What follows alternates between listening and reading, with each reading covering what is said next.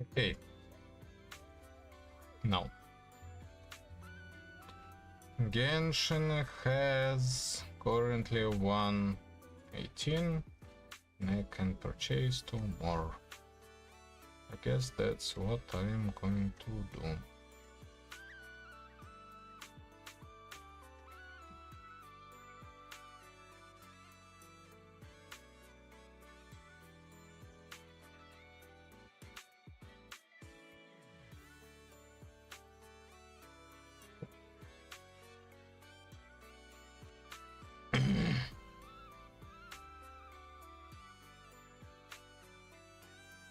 Mostly to get something for Nilo.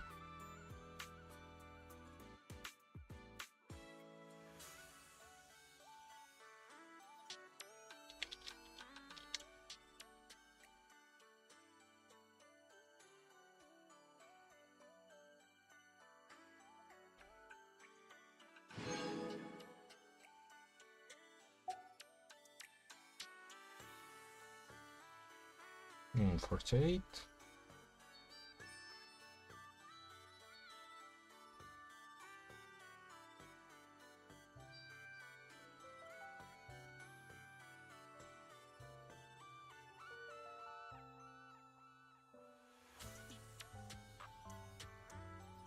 Oh.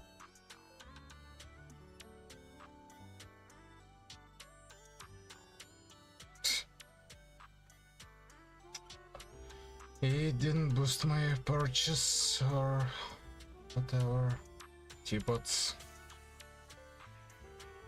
Didn't get enough teapots.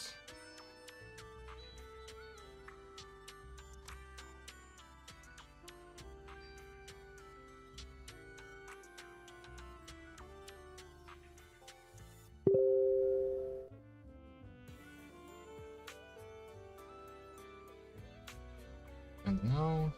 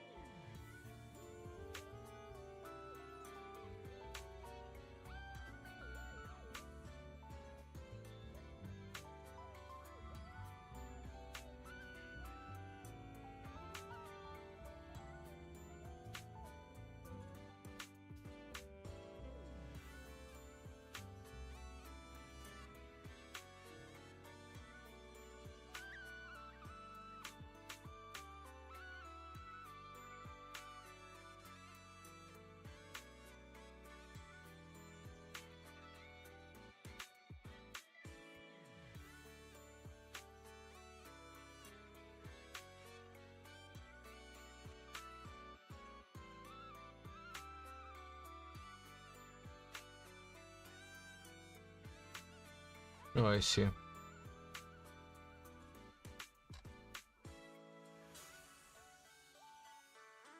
Nope.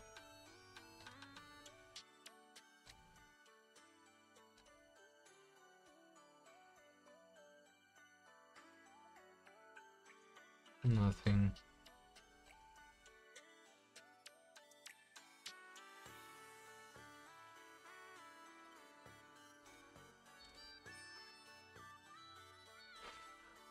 Well, that was dumb of me. I purchased the stuff in the wrong place.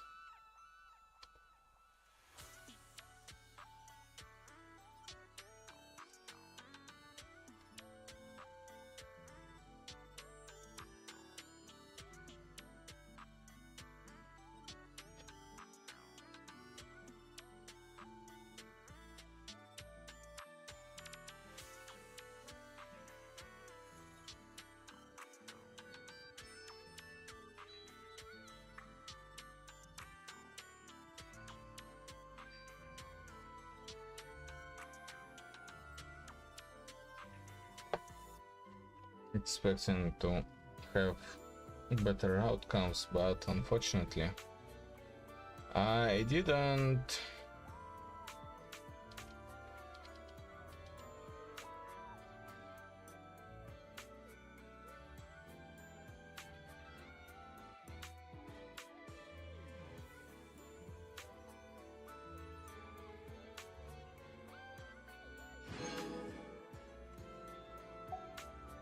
Okay.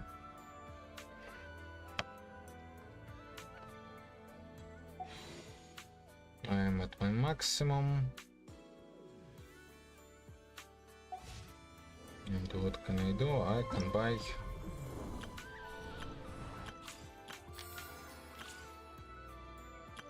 the stuff.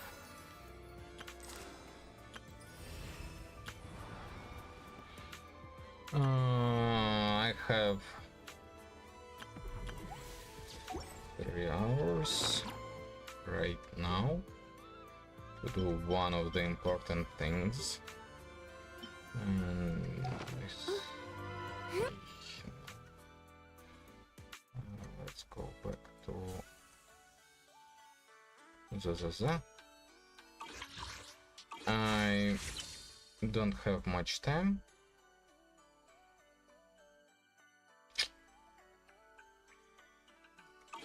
I do want to get something really important. Let's see what I can do here. First and foremost,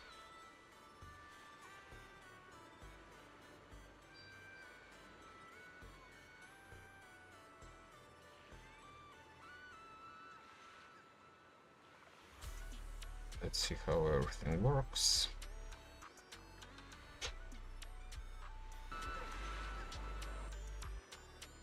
Everything works. All right.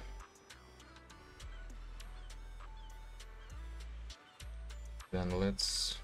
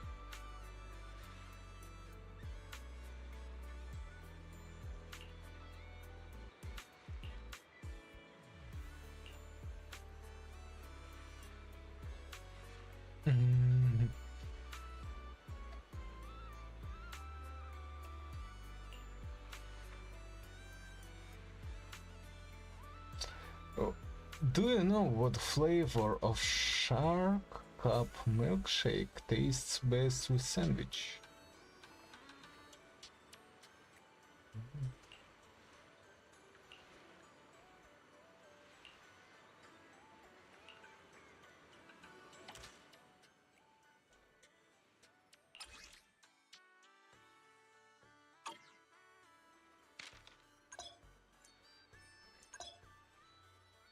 Okay, I'm not. Come on.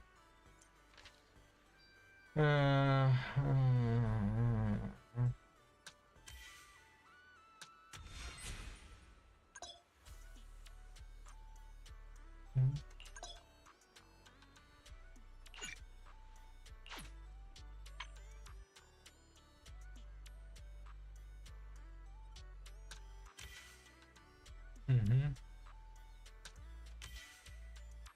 Mm-hmm.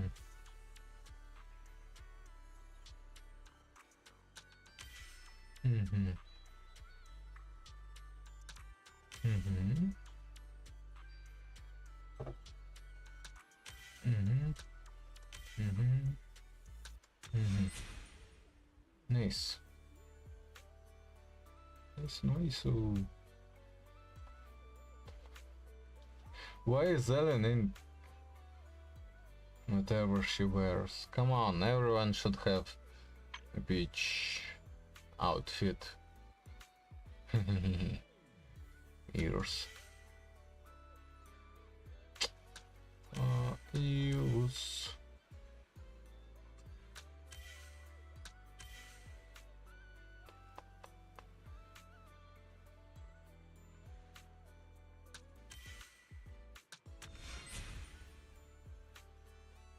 Nice.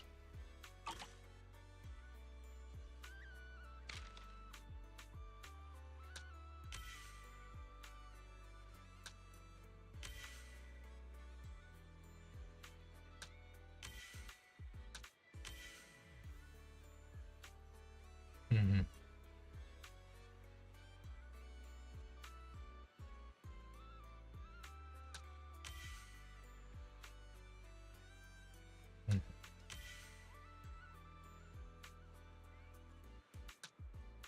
Mm-hmm.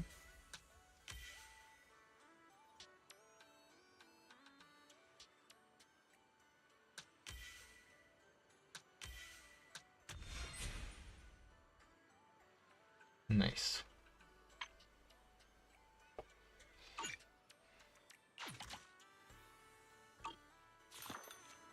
Mm-hmm.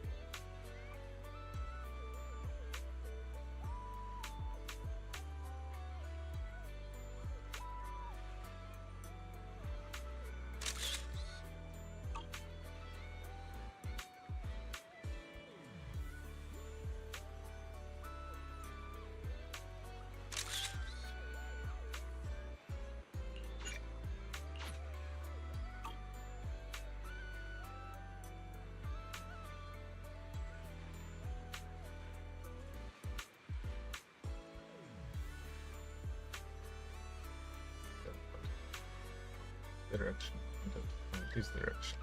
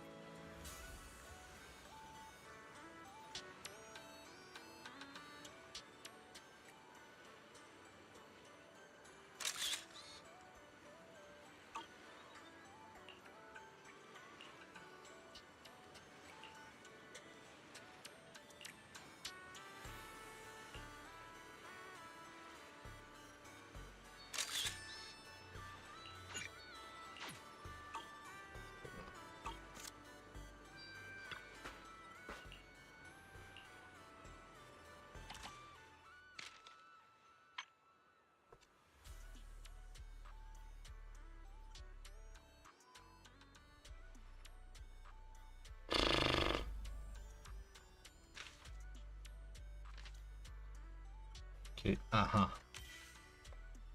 Uh-huh.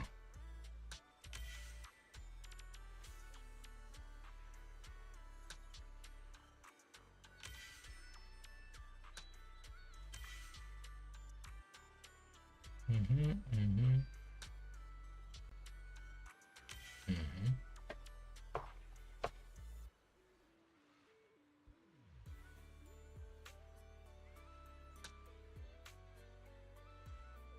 Mm-hmm. Mm-hmm. Mm-hmm.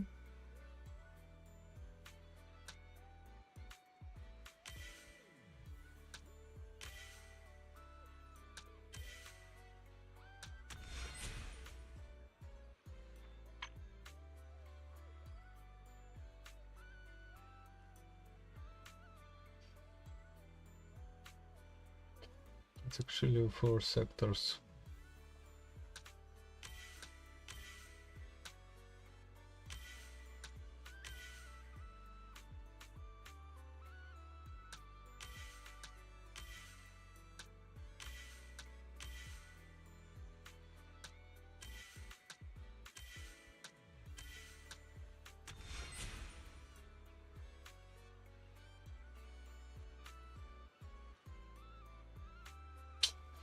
I love them.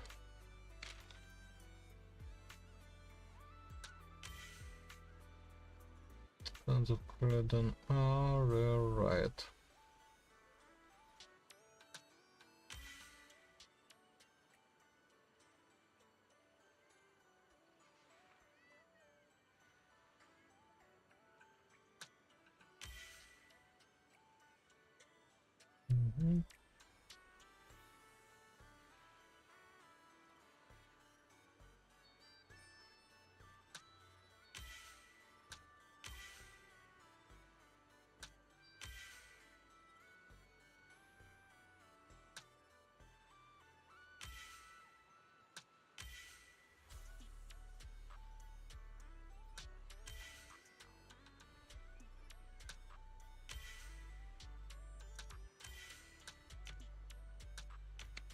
Come on. Nice picture.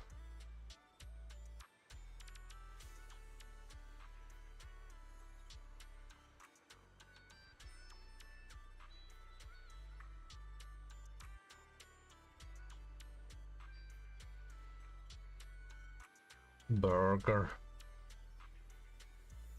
I thought for a moment that the burger girl is in her Sailor Moon costume. Okay. Shark.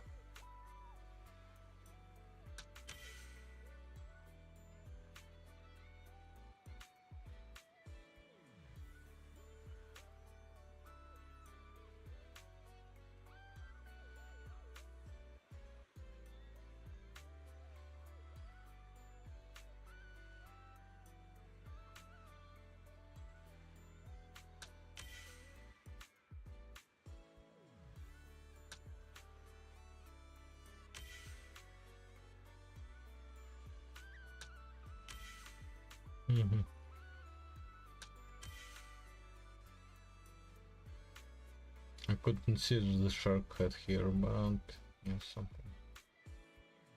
Sharky. This goes here. This has to go here. This has to go here.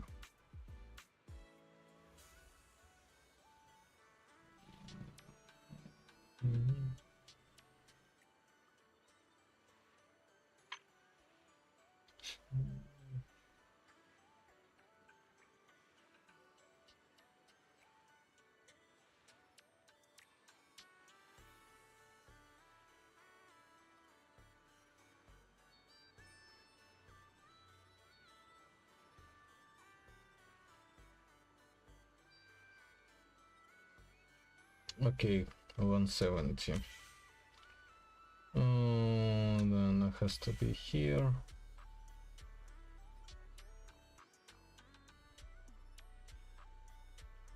And then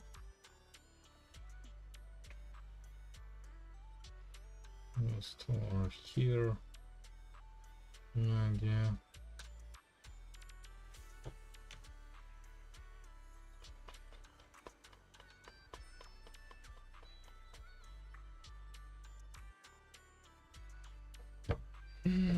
Ramasnik. Oh, here she is. Yes. Here then.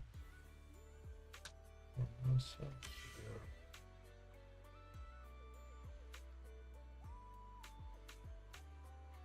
Bike.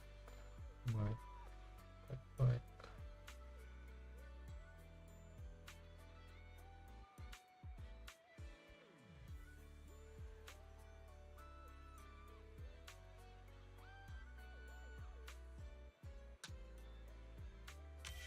that.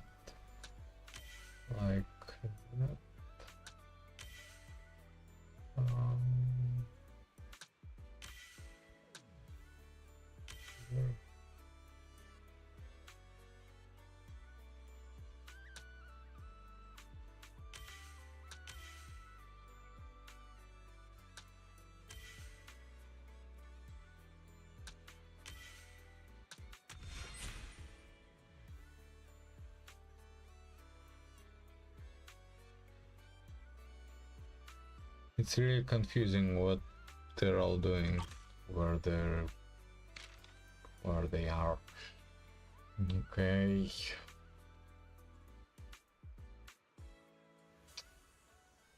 Let's start with saving lives. Second lifesaver. I didn't realize that. Something pretty interesting here.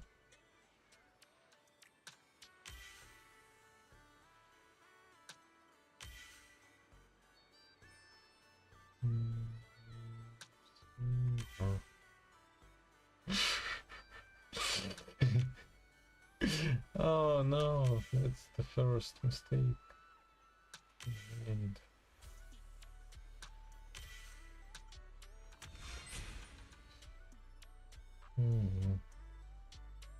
Burger.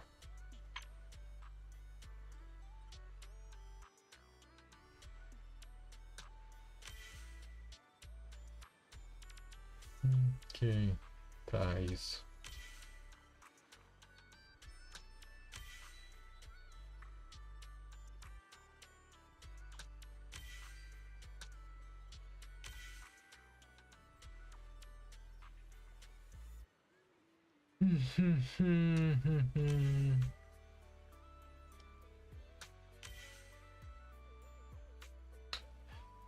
Some strange girl,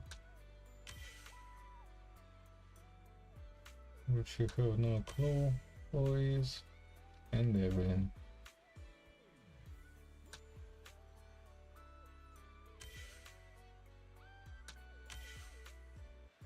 Oh, didn't realize how it looked.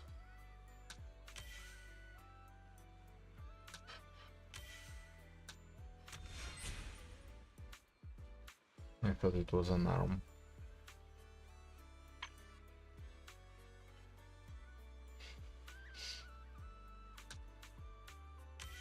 So ties, eh?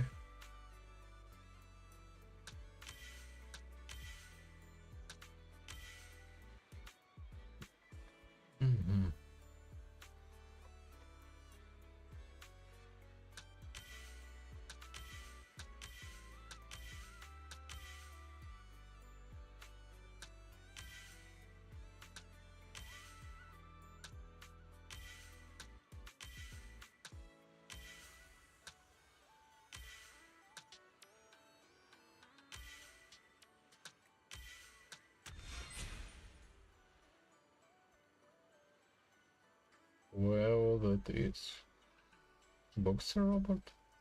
What are you doing here? I guess I'll never know.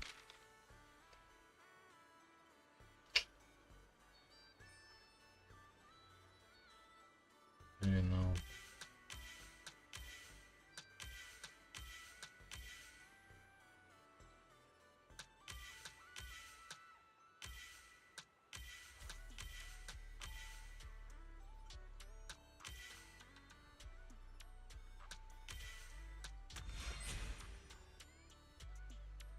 Doggos.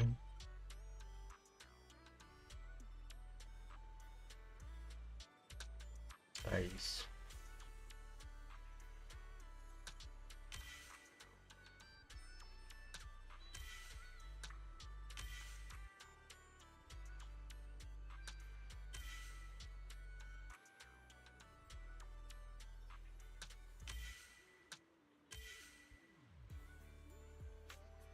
Also nice.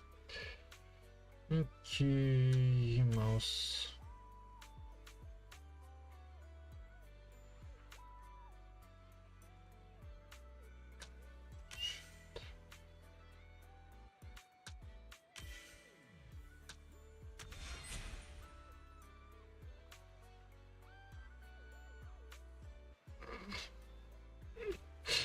Really lots of confusion.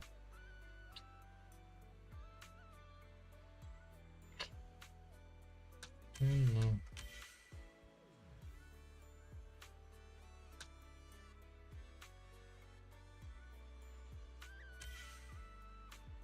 This.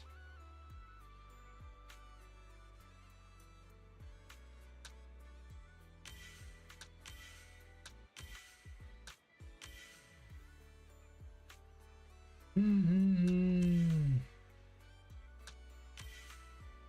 Yeah. But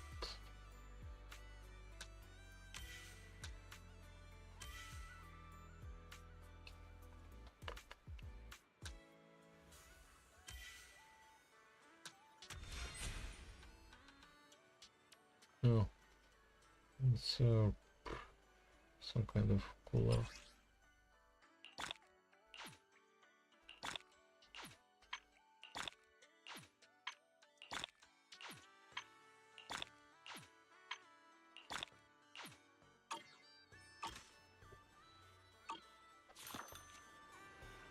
Mm-hmm.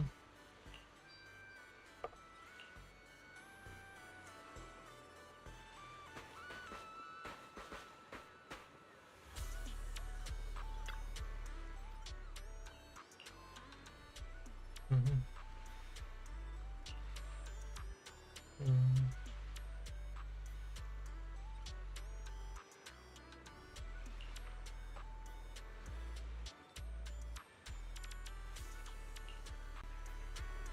Okay. So what did you say?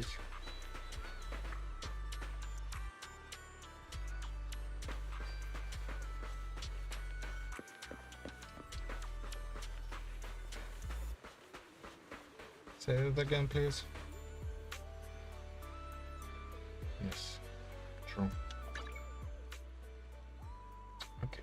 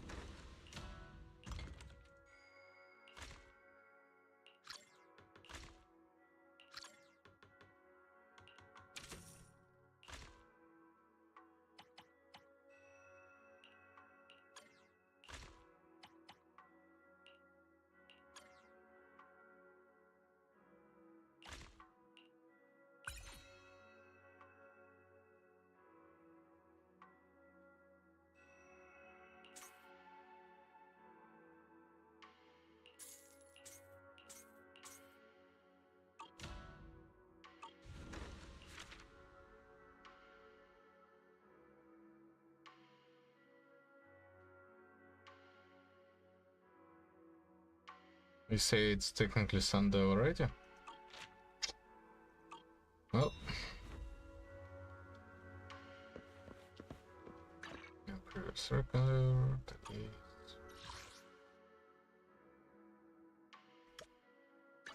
done, it seems.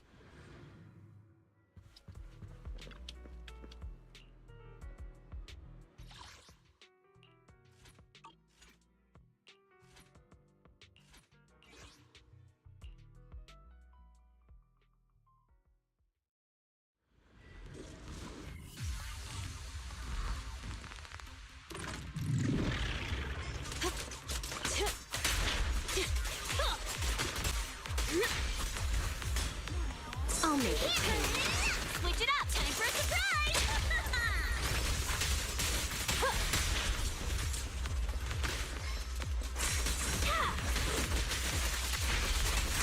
Want some more?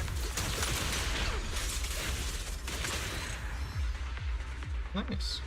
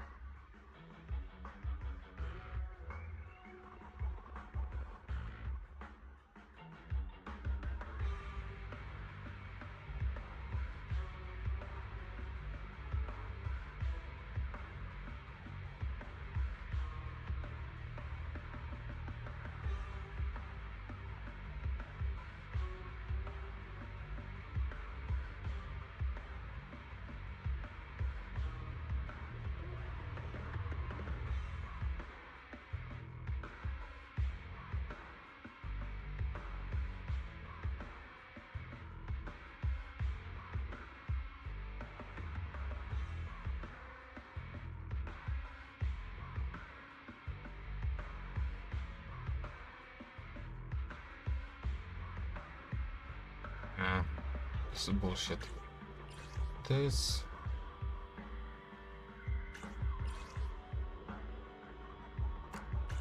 Everything is bullshit.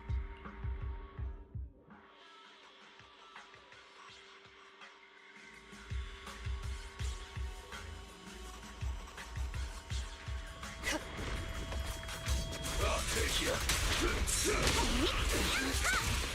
Need a hand?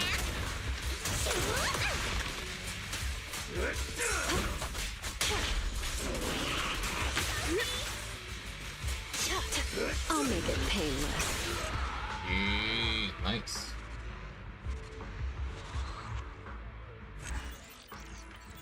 Oh.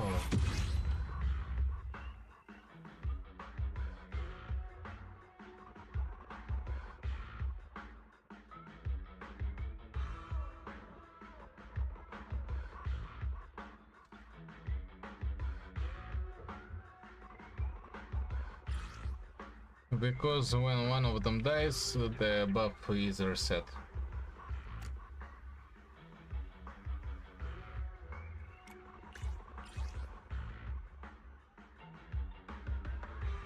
Okay, maybe what?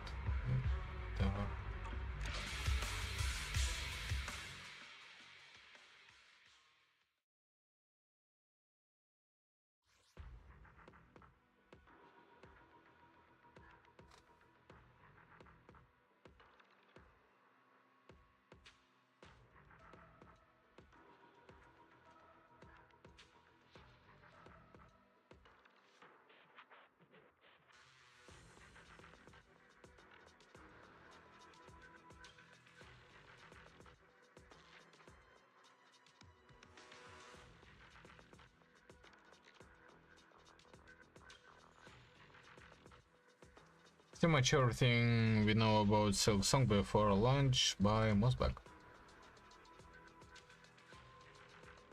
Garama! I didn't think we'd get this far. Silksong is finally being released on September 4th, 2025, and Team Cherry has decided to announce this information with a brand new trailer, showcasing just how far the game has come since that first trailer released back in February 1963. But that's not all. Team Cherry was also interviewed by Jason Schreier, where we learn what the process of developing Silksong was like.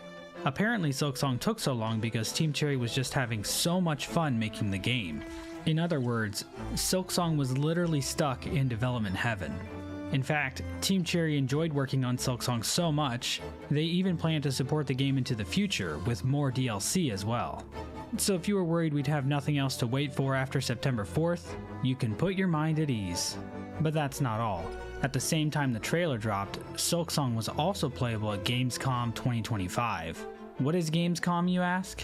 I don't know, kind of feels like it's just E3 again, except it's in Germany. And Jeff Keighley is there. The Gamescom 2025 demo featured the same areas as the E3 2019 demo, but with a number of tweaks and changes.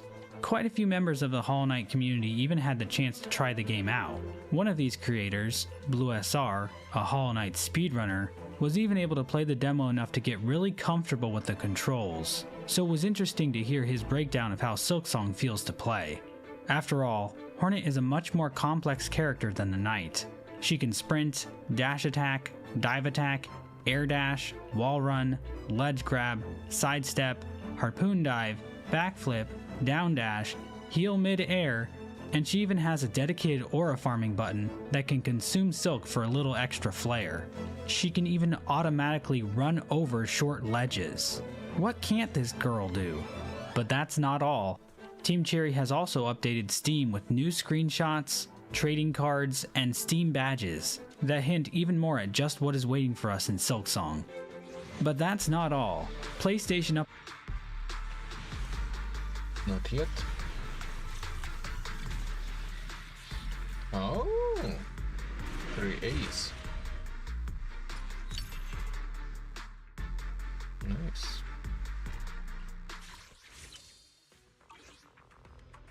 And that means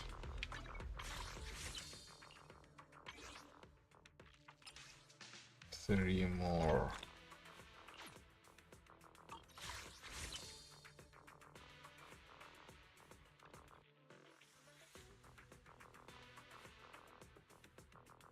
Should I YOLO?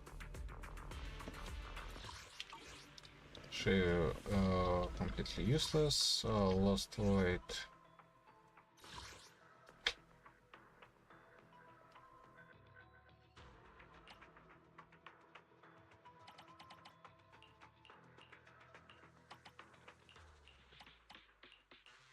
Let's speedrun it.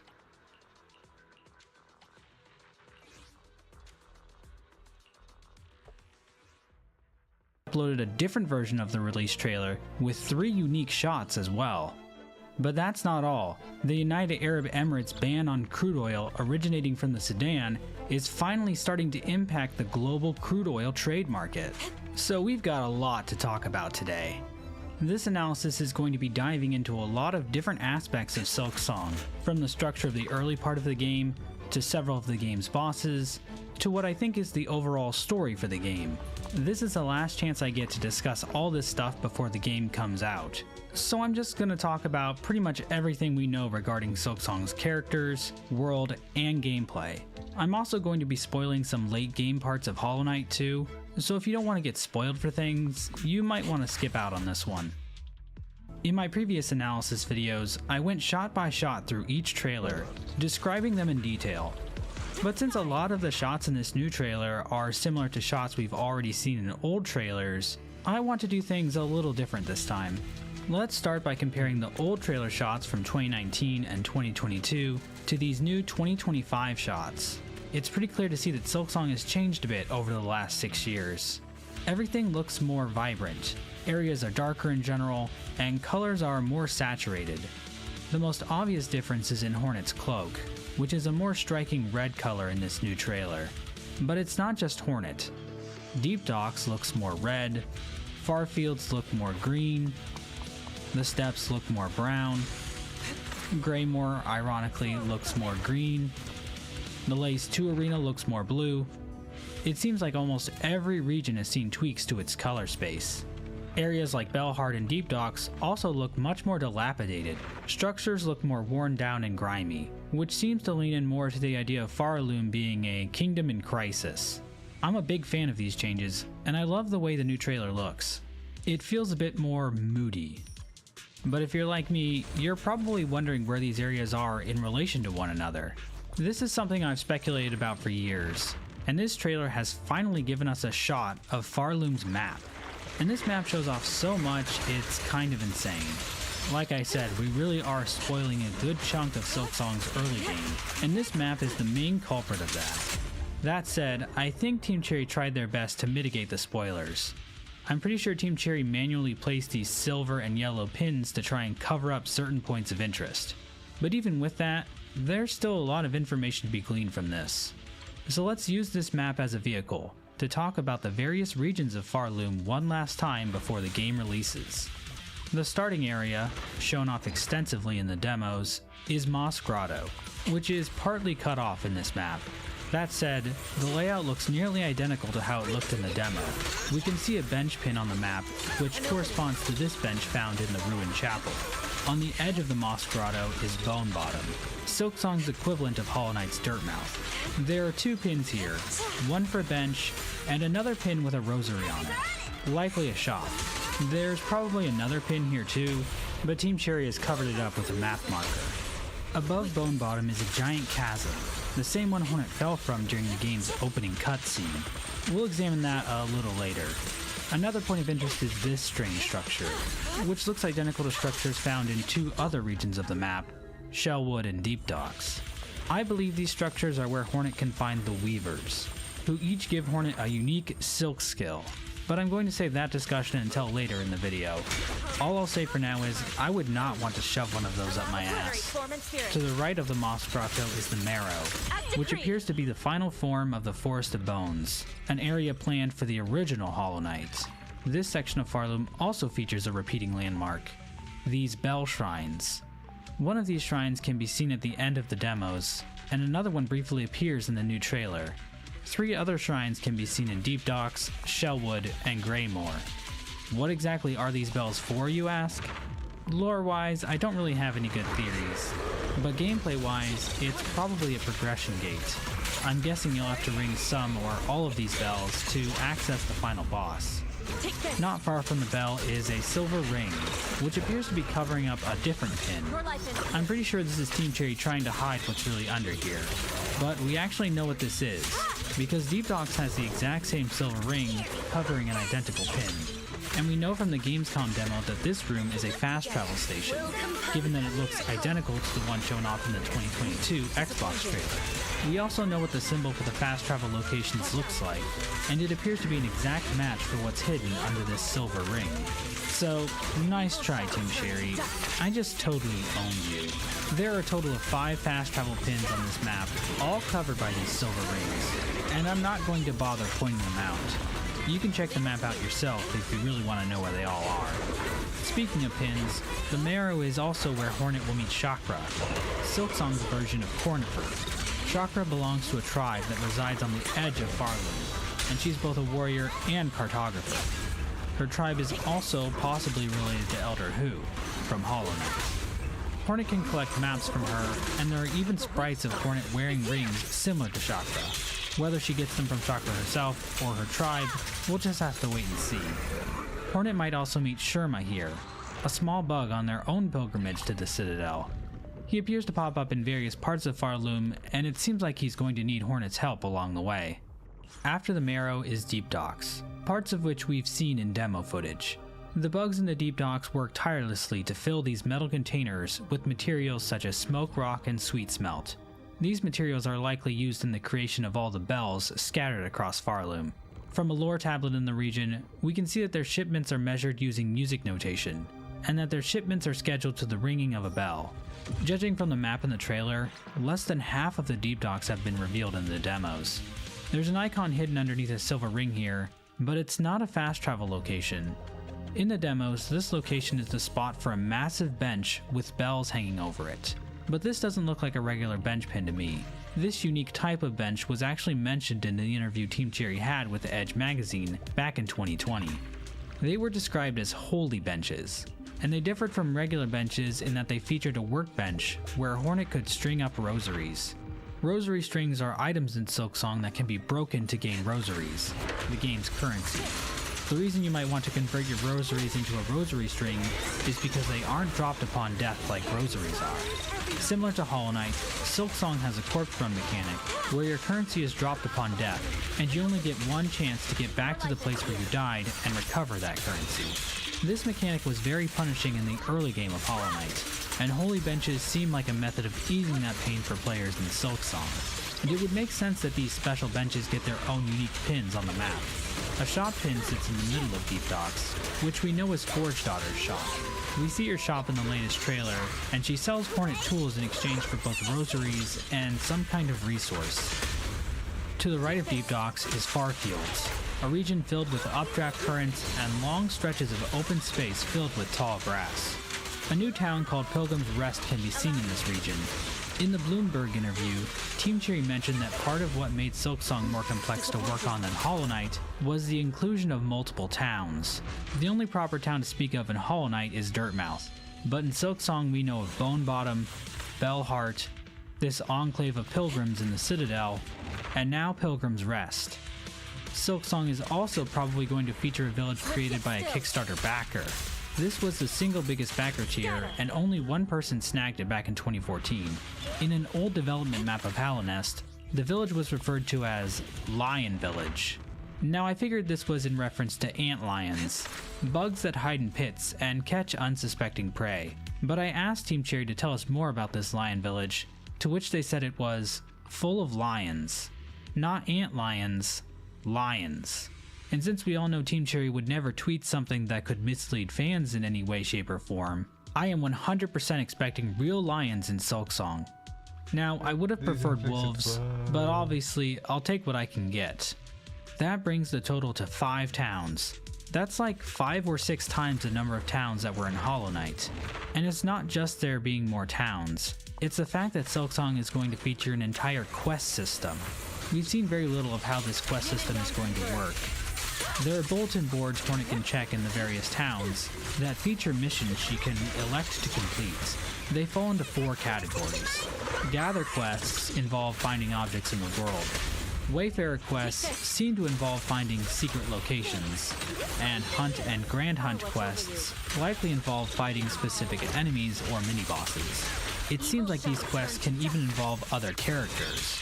We've seen a few clips of Hornet fighting alongside Garmund and Zaza, who are basically like Don Quixote if the windmills he fought were actually evil.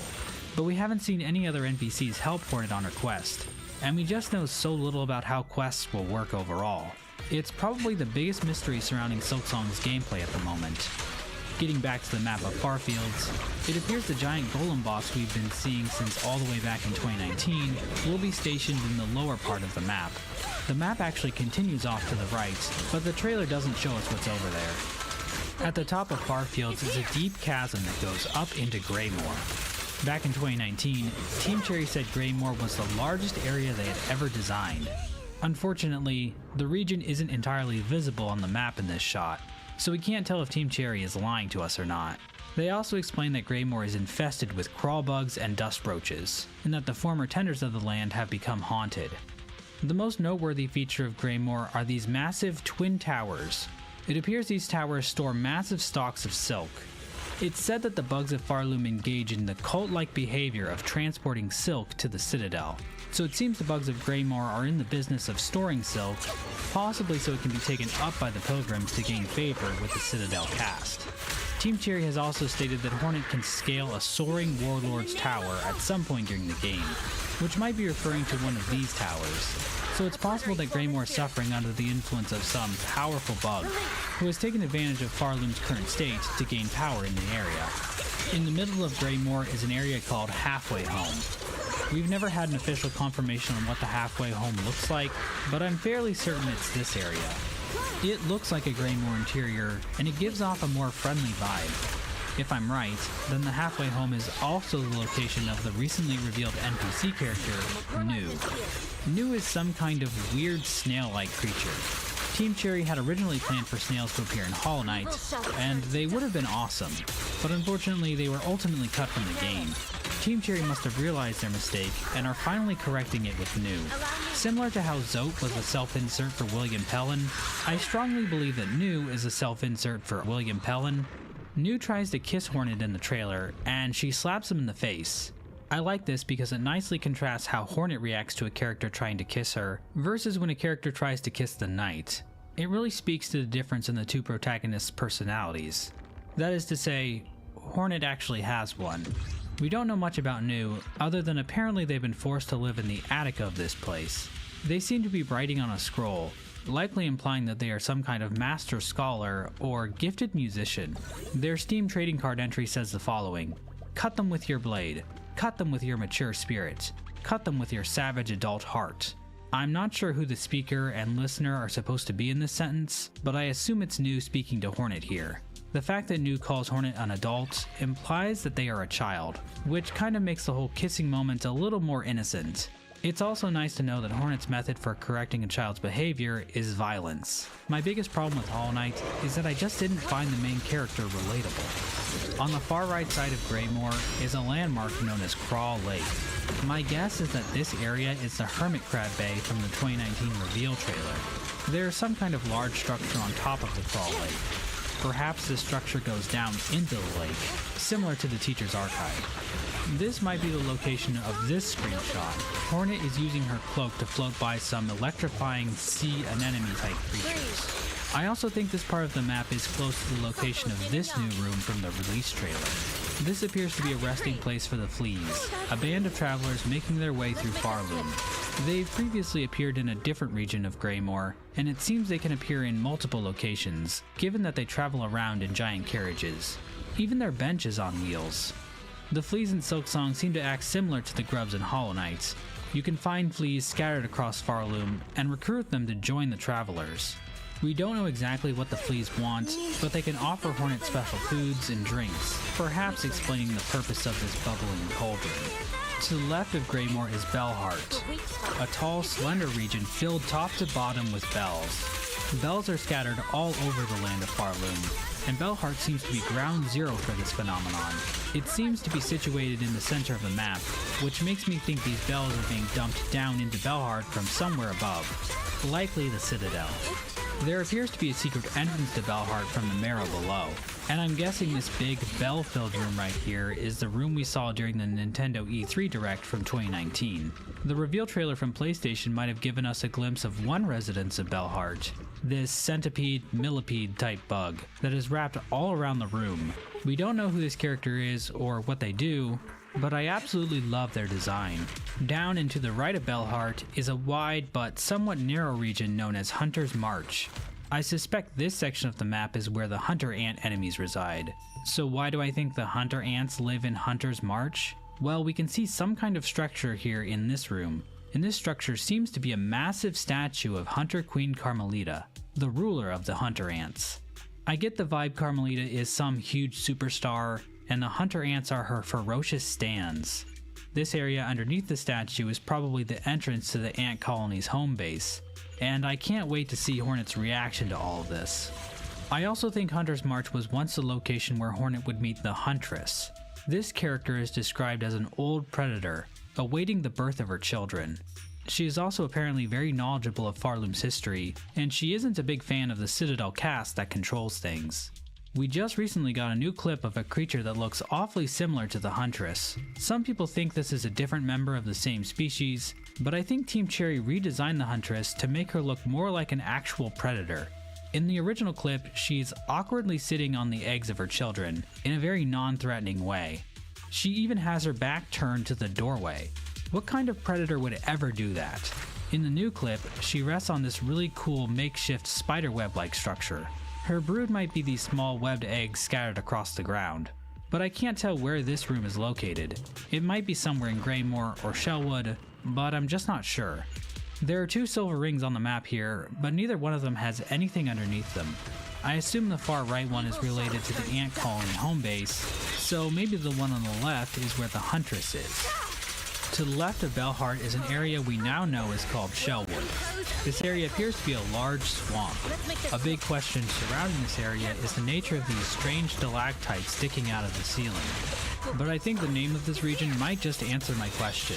Shellwood is the material Zote's sword, Bifender, is made from. It appears to be analogous to wood in the world of Hollow Knight. So I'm guessing these stalactites were originally a source for Shellwood, and their current state is meant to evoke images of deforestation. This is probably all a result of the Citadel, in a similar way to how Deep Dogs is forced to work hard sending material up to the Citadel, and how the farmers of Greymoor have let their towers become dilapidated. But that isn't the only plant life found in Shellwood. These white flowers also seem to reside in this part of the map, and we can see white petals raining down from the sky in several shots in Shellwood. Shellwood also appears to be home to some old stone building, but I'm not sure where on the map this place is. It looks rad as hell though. To the left of Shellwood are two areas which we can't quite identify. We can see the last few characters on the bottom area's name, which appear to read M-Ways, but the top area has no name. My best guess for the M-Ways is that they are this clover area, which you've seen in various clips and screenshots. But I don't think this guess is accurate. I have a feeling this area is further left of the Moss Grotto, not directly above it. Despite only seeing a sliver of it, I think I do know the identity of this top area. I believe this is the Steppes, a compound on the edge of Farloom covered in dust from the strong winds that blow near the top of the world. I think the Steppes serve two main functions in Farloom. First, it's a prison for characters like Grendel, a bug sentenced to life in prison for what he calls a little light thievery. Hornet can break Grendel out of prison, and I'll be curious to see if there are any consequences to this action. Are items going to suddenly disappear from various shops in Farloom? Will Grendel rob Hornet at some point? One thing I loved about Hollow Knight were the unexpected moments that caught you off guard. I think we all remember that moment when we first stepped out into the City of Tears the first time as the vocals kicked in and the sheer beauty and scope of Hollow Knight's world opened up before our very eyes. It was truly a magical moment, but it's not the moment that made me fall in love with Hollow Knight. No, that moment came when I realized that Millabelle had run off with all my Geo. Those moments, when the game plays with your expectations and subverts them in silly ways, is what I might be looking forward to the most in Silksong. I don't know what Team Cherry plans to do with Grendel or any of these other little freaks, but I seriously can't wait to find out. The second purpose the Steppes serve is to judge the pilgrims looking to enter the Citadel. The Steppes appear to be home to the Last Judge, an intimidating figure who I think passes judgment on any who would seek to reach the top of Farloom. I think the Last Judge will be a mandatory boss fight, required to defeat before Hornet can enter the Citadel. In the release trailer, there is a cutscene of Hornet opening a massive door. This cutscene likely plays when Hornet first reaches the Citadel, and in the trailer, it plays right after a clip of Hornet fighting the Last Judge. Additionally, this boss has been given the spotlight multiple times, so he seems pretty important. So if the Last Judge is the final boss before the Citadel, it would make sense for him to be located close to where Hornet first fell, since the Citadel is likely not much higher up than the waste she was carried through. And that's it for the map. Nothing about its overall structure is that surprising, but my mapper in 2022 did get a few things wrong, like thinking the Marrow and the Bone Forest were two separate areas, and thinking Shellwood was above the Steppes. So I wasn't totally accurate. If you know of any fan maps that were more accurate than mine, leave a comment. I'd love to know if any better map makers are out there walking among us. But what about the areas we know of that weren't on the map? The most mysterious area to me is shown in this clip from the newest trailer. I talked in the past about this area being covered in some kind of spores, but I don't think that's quite the case anymore. While I still think these things are based on spores visually, they function more like snowflakes. It wouldn't be the first time Team Cherry used something that wasn't snow to evoke the idea of snow. Hornet's masks in this shot are tinted blue, with ice particles appearing on them, indicating that Hornet will take damage in this room without some kind of protection. Another mysterious area is the Coral Gorge. All we can tell is that the area is very tall. I'm guessing both of these areas are further to the right on the map. It doesn't make sense for them to be below the lava found in the Marrow, Deep Docks, or the Farfields. And it doesn't make sense for them to be above the Citadel, since it's at the top of the world.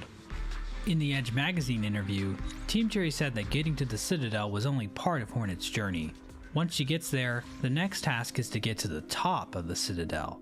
So it seems like the map will probably continue going up even higher. The Citadel itself will probably have a few different sub-areas to it, such as Cogworks, the clock tower / music box theme level,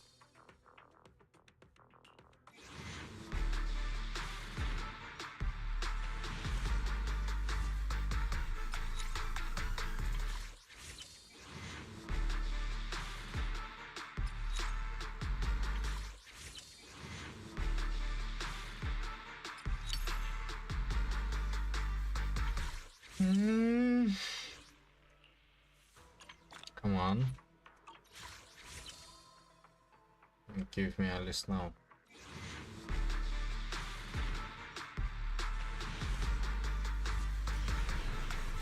Nope.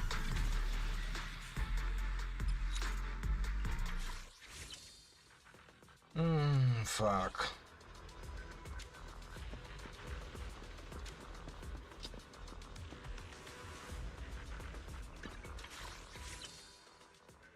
Well, I still only have 2 days, so that's fine.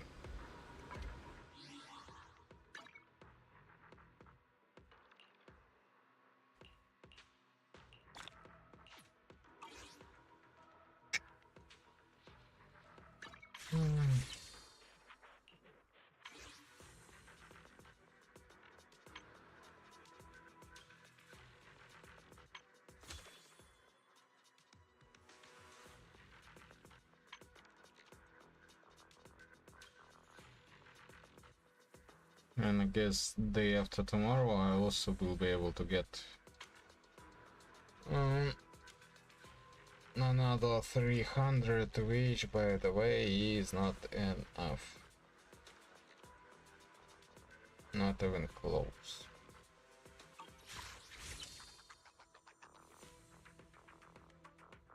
That looks like it was pulled out of Castlevania 3.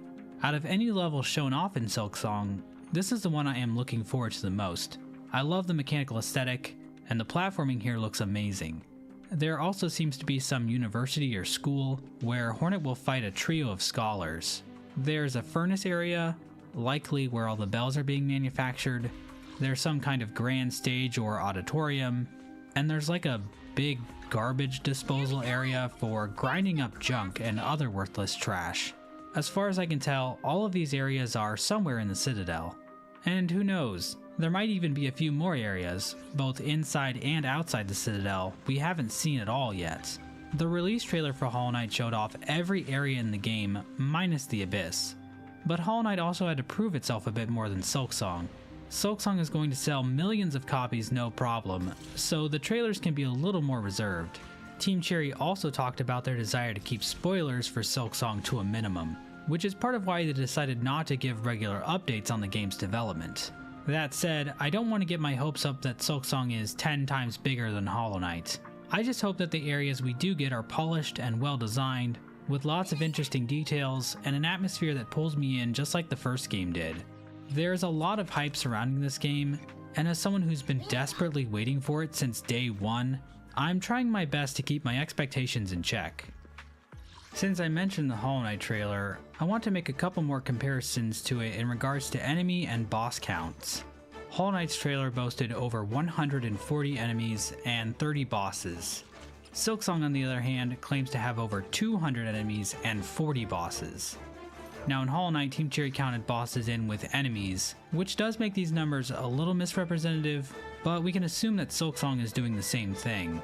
But something Team Cherry has talked about with Silksong is that they wanted the enemies to be more complex in order to keep up with Hornet's quick speed and expanded moveset. So your average enemy in Silksong has more moves and animations than Hollow Knight, making the 60 additional enemies even more impressive. From the various trailers, screenshots, and demos over the years, we've already seen almost 100 different enemies. One of the newest ones revealed is this 4-armed flying member of the Citadel cast, wielding what appears to be a giant music bow. This appears to be a late game enemy, and he just looks amazing. This Mantis duo from the release trailer also look like a fun fight. There's also these massive moss-covered bugs. They remind me of boo flies from Hollow Knight if they were actually threatening. This chain wielder from Greymoor also looks really cool. There's so much creativity and enemy design in this game. I love that the bugs in Deep Docks wear bells on their heads and fight using the symbols. I love the mosquito-like enemies in Greymoor that resemble ravens on a misty moor. I love these weirdos in Shellwood and their makeshift tools made from sticks. This guy with the giant scissors is hilarious. I just hope he doesn't run with those things. The ants look badass, wearing the shells of bugs they've slain in combat. This bug that looks like coral is incredibly cute. I hate this asshole, but I'm a big fan of this moss-covered deer thing. Even the ugly roaches are cute. A lot of the enemies are on the Hollow Knight wiki if you want to look at them, and that's hollowknight.wiki. Don't go to the fandom wiki. In fact, if you have any interest in using or contributing to a wiki for Silksong, please make sure to use the non-fandom wiki. Let's talk bosses. I love the boss battles in Hollow Knight so much, and the bosses are easily one of the things I'm most excited for in Silksong. Bosses are like the final words of a sentence. it's crucial that they are handled goodly. From my count, 21 bosses have already been shown off, and now I'm going to talk about them in alphabetical order. Please note that some of these bosses don't have official names yet, so I have to use fake names for them. But I'm not going to tell you which ones have fake names and which ones have real names. You'll have to figure that one out for yourself, if you think you can. First up is Ask Jim. One thing I loved about Hollow Knight was that, despite its dark atmosphere and somber story, it wasn't afraid to have a boss that throws poop at you, and Silksong continues that tradition well, with a boss that throws the thing that poop comes from at you. The Ask Jim fight doesn't seem that complicated, but the idea of a fat butcher boss is super cool, and I'm excited to learn the lore of this guy. The Bell Beast is Silksong's travel system, similar to the Last Stag in Hollow Knight, but unlike the Last Stag, Hornet actually has to fight and subdue the Bell Beast first. This is bound to be one of the earlier fights in the game, and I think it will be interesting to compare it to Hollow Knight's massive Moss Charger. They seem like they have similar profiles, so a comparison seems apt. It will be a pretty low bar to surpass massive Moss Charger in terms of complexity, so let's see if the Bell Beast can do it. The Bell Shrine Spider looks like a pretty wicked fight. Their design is kind of dorky, but they make up for it a little by dual-wielding needles. I'm a huge fan of this attack where they pull up the ground using silk hanging from the ceiling. It's nice to see Hornet face off against another spider too, and there's no doubt this guy is important to the greater lore of Silksong. The Cogworks Gay Lovers attacks evoke the coordination displayed by the Mantis Lords in Hollow Knight, but this time they seem even more mechanical, as if they are a part of the Cogworks machinery surrounding them. In fact, these two might actually be mechanical beings, given the particles that come off them when they get hit. Also, this frame of them embracing has led some people to theorize that they are gay lovers. Gay characters are not unheard of in Hollow Knight, so it's certainly possible. But if they are robots, can they really love? If they're gay, were they programmed that way? But more importantly than all of that, should they really be engaging in displays of affection while at work? We saw the Coral King once in Silksong's first trailer, and have only seen one screenshot of him since. Looks like he has the power to command Coral. Wow. Better not make him mad. His henchmen do look badass, I'll admit. Otherwise, I don't have much to say about this guy. I do want to know how he got this scar. We've seen the drill heads in two separate trailers using the same attack. I'm not sure if these guys are going to be all that complex, but given that they retreat into the walls, they're going to force Hornet to be on the defensive. So this fight will probably feel a bit different than the others. Some people complain about the Nightmare King Grimm fight, because Grimm disappears for parts of it, forcing the player to wait. But personally, I think these types of bosses can add diversity to the boss roster, so I'm not against the idea of bosses leaving the room like this. It just needs to be handled in a way that doesn't make the boss too annoying to fight. Frogman is probably the best character Team Cherry has ever created. He looks so good, it's insane. He's like a giant frog bug. Although I guess he doesn't have a frog tongue because he tries to suck Hornet into his mouth. All I know is the first time I'm fighting him, I am jumping straight into that perfectly shaped maw. The Golem is the boss that stuck out to me the most when the first trailer dropped in 2019. The scale of it in terms of size on screen is just completely unmatched by anything in Hollow Knight. It really felt like Team Cherry was upping the ante with their new Hollow Knight game, and this guy was a big part of why. I'm curious to see what his actual moveset will be. Will he be able to just grab Hornet and throw her around? Or does he just smash platforms? Either way, this boss looks amazing, and I can't wait to fight him. Hunter Queen Carmelita is another iconic Silksong boss. Her battle arena is reminiscent of Grimm's Tent or the Colosseum of Fools, but even more grand in scale. What drives me crazy is that we haven't even seen her or her arena since 2019. I can only imagine this place has received an overhaul since then. This is probably the boss I'm most excited to fight, if I'm being honest, but I really could say that about 10 different bosses on this list, so maybe that doesn't mean much. The Lace 1 fight is interesting because I've already played it. It was a tough fight for me because I wasn't used to Hornet's controls at all, but after a few fights I was able to beat her. The fight was very well designed, and it felt like an exhilarating dance between two passionate warriors. I'm excited to try the fight out again, this time from the comfort of my own home, instead of the scary, confusing land of Melbourne, Australia. Similar to Hornet in Hollow Knight, Lace's second fight will probably be one of the best fights in the game. From what little we know about Lace, her sassy personality is a great contrast to Hornet's bluntness, and her lore is going to be crucial to understanding Silksong's story. This fight is going to be a good one. The last judge fight looks really fun. Not only is he massive, but he's also extremely fast. He also uses a big thurible on a chain as a wrecking ball, and can even use it to light the ground on fire. He's also another important lore boss. Mainly I want to know why his mascara is running. The Leaf Lady seems to be based off those insects that evolved to look like leaves as camouflage, and she seems to reside in some creepy looking temple, as if she's lying in wait to claim her next victim. I'm hoping this fight brings the same kind of horror vibes that No Eyes did in the original Hollow Knight. She can even summon little leaf minions, which are both creepy and cute at the same time. I wasn't too fond of this boss when I first saw her, but she's grown on me in the past 3 years since she was revealed. I can't wait to kill her. I'm not particularly excited to fight Moss Mother. I'm not sure, but we might be related somewhere down the line, so that might be awkward. On top of that, this fight just looks too easy. It will probably only take me 4 or 5 attempts. This next boss fight was featured just recently as a Steam trading card. All we have is a name, a picture, and a brief description. They are honestly kinda wild. This is Phantom.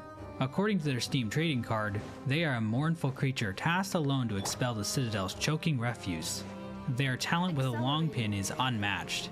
I think this character looks like a deviant RTOC, but I also feel that way about Grim.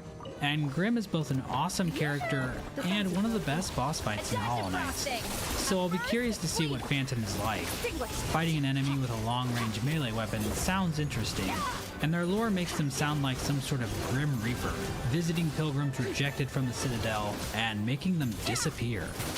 The Scholarly Suite is interesting because it's going to be a trio battle. Of course, the trio battle from Hollow Knight, Sisters of Battle, is a contender for the best boss fight in that entire game, so that's a good sign. However, these enemies probably won't have identical attacks, so we really don't have any analogy for this fight, so I'll be curious to see how Team Cherry handles it. This trio is said to guard some dusty vault of knowledge, so perhaps defeating them will reveal how Farloom came to be in its current predicament, with the Citadel cast ruling over the bugs down below. This Seth fight looks great. I love that he throws his shield around like that American Captain guy. Seth is described as an ancient guardian protecting a long-forgotten secret amidst the tangled roots at the base of the Citadel. Whatever he's protecting, it seems connected to the white flowers we've seen around Farloom, given we can see white petals raining down from the sky in his arena. So perhaps whatever Seth is guarding is responsible for creating these flowers. Given how powerful a similar flower was in Hollow Knight, this would be a big deal if true. Skull King looks like a large version of a regular enemy. I still think the fight looks fun, but it's probably not going to be on the same level as top tier boss fights like Lace or Frogman. Hi, Mossbags Editor here. I know you're not watching the video to hear my opinions, but I just wanted to insert them anyway. Skull King is baby girl. Steel Assassin Sharp was first revealed all the way back in 2018, before we even knew that Silksong was its own game, which means we've been waiting 7 years to see this guy in action.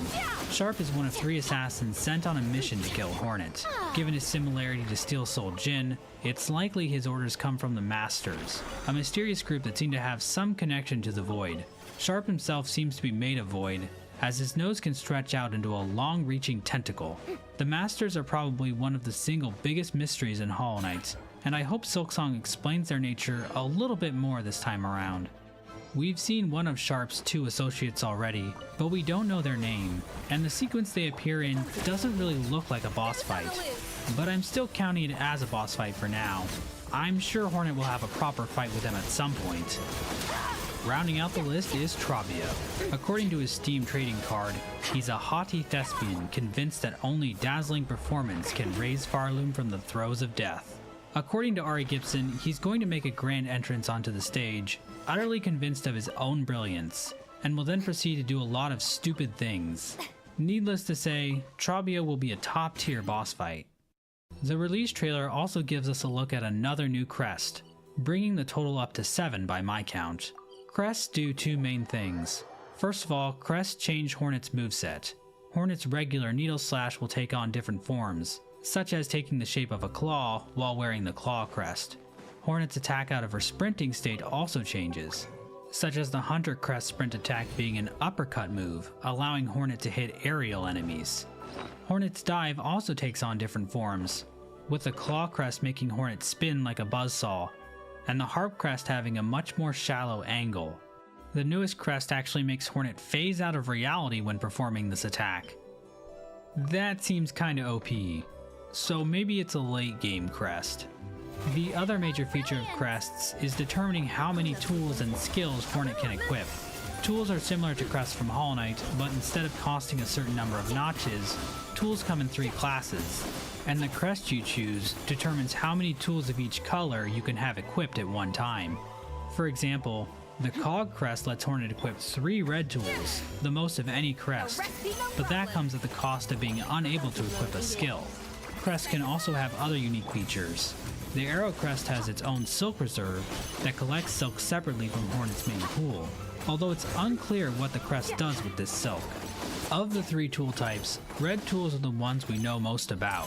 Hornet can actively use them, while blue and yellow tools only apply passive effects. Here's all the red tools that have been shown off over the years, 21 in all.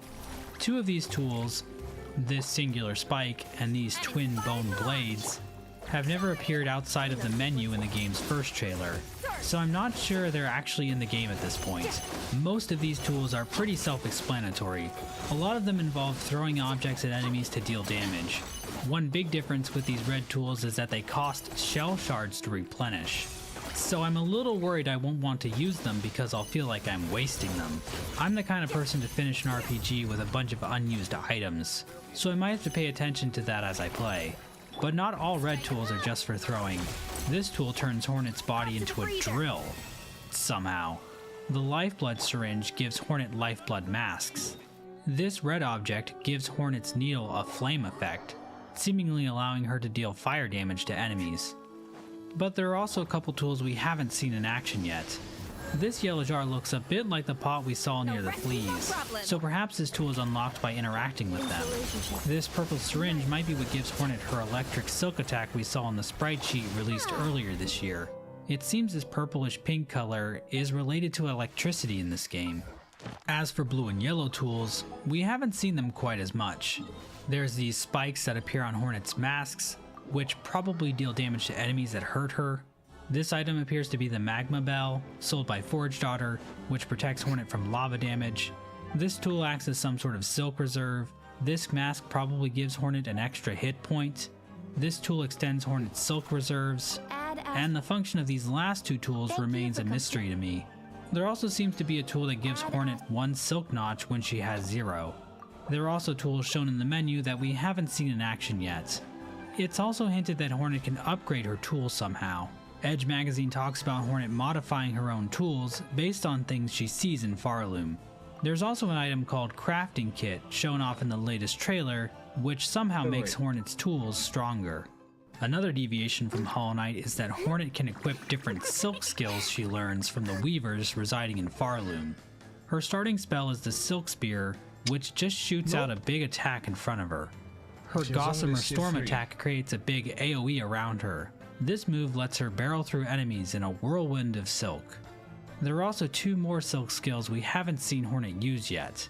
This means Hornet might be able to find at least 5 weavers on her journey through Farloom. That doesn't make any sense. Another way Hornet may be able to augment her playstyle is with cloaks.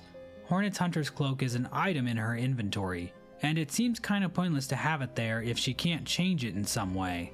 And we've seen 2 instances of Hornet using an altered cloak. She has a double jump, where wings come out from under the cloak, and a glide ability, where she falls more slowly. I don't think both of these abilities can be equipped at once, which rules out only having one cloak that gets permanent upgrades, and it also locks them out of being tools, since you can equip multiple tools of each color. In addition to all of that, we have this amazing sprite of Hornet with her cloak off. Why would she remove her cloak unless it can be swapped out or augmented in some way? So I suspect that Hornet can unlock more cloaks and swap between them or alter her Hunter's Cloak while she is at a bench. and I think the different cloak abilities are all related to Hornet's non-combat related movement. For example, this Scuttle ability might replace Hornet's sprint move when wearing a special spidery cloak. Before I wrap things up with my final lore breakdown, I want to rapid fire a bunch of stuff from the trailer and demo that didn't fit nicely into the other parts of the video. In the options menu, you can turn off Hornet's voice, so you aren't constantly hearing Shaw! and Edina! and Oh my god! while playing the game. I have no idea why anyone would want to turn this off. You can also apparently disable the HUD as well. This will be very nice, both for taking clean screenshots and footage of the game, and for people wanting some kind of hard mode variation where you don't know how much health or silk you have. It appears this game's equivalent of Hollow Knight's Dreamnail is the Needlin. The button didn't do anything in the demo, but I'm hoping this will work like the Ocarina in Ocarina of Time. It seems like crests can be upgraded, since the Wanderer crest in the recent demo has pips that don't do anything. Perhaps these can be upgraded into tool slots. It looks like the bind ability is much slower than when it was first shown off in the 2019 reveal trailer. It was blazingly fast before, so Team Cherry probably realized it made encounters too easy. The Moss Mother's boss theme has been changed to the song used in the 2022 Xbox What trailer. does it do? The game now does this flashy slow motion effect at the end of certain enemy All encounters. components upgraded successfully. I can Okay, let's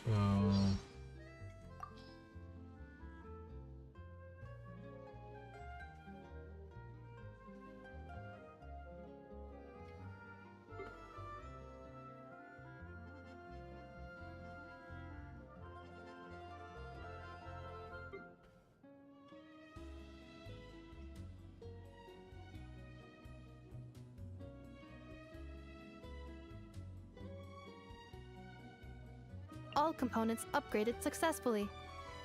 I can now be deployed in more challenging battle scenarios. Awaiting your next command.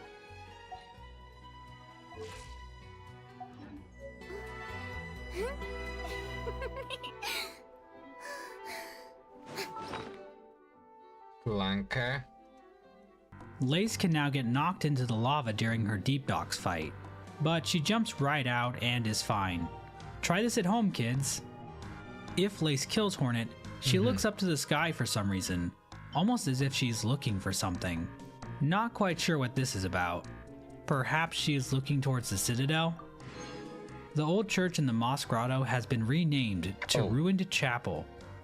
This is huge. I'm planning another video to fully explain the significance of this, but I figured I should get this shorter video covering everything else out first. Team Cherry changed Hornet and Lace's dialogue to make Hornet refer to Lace as a child.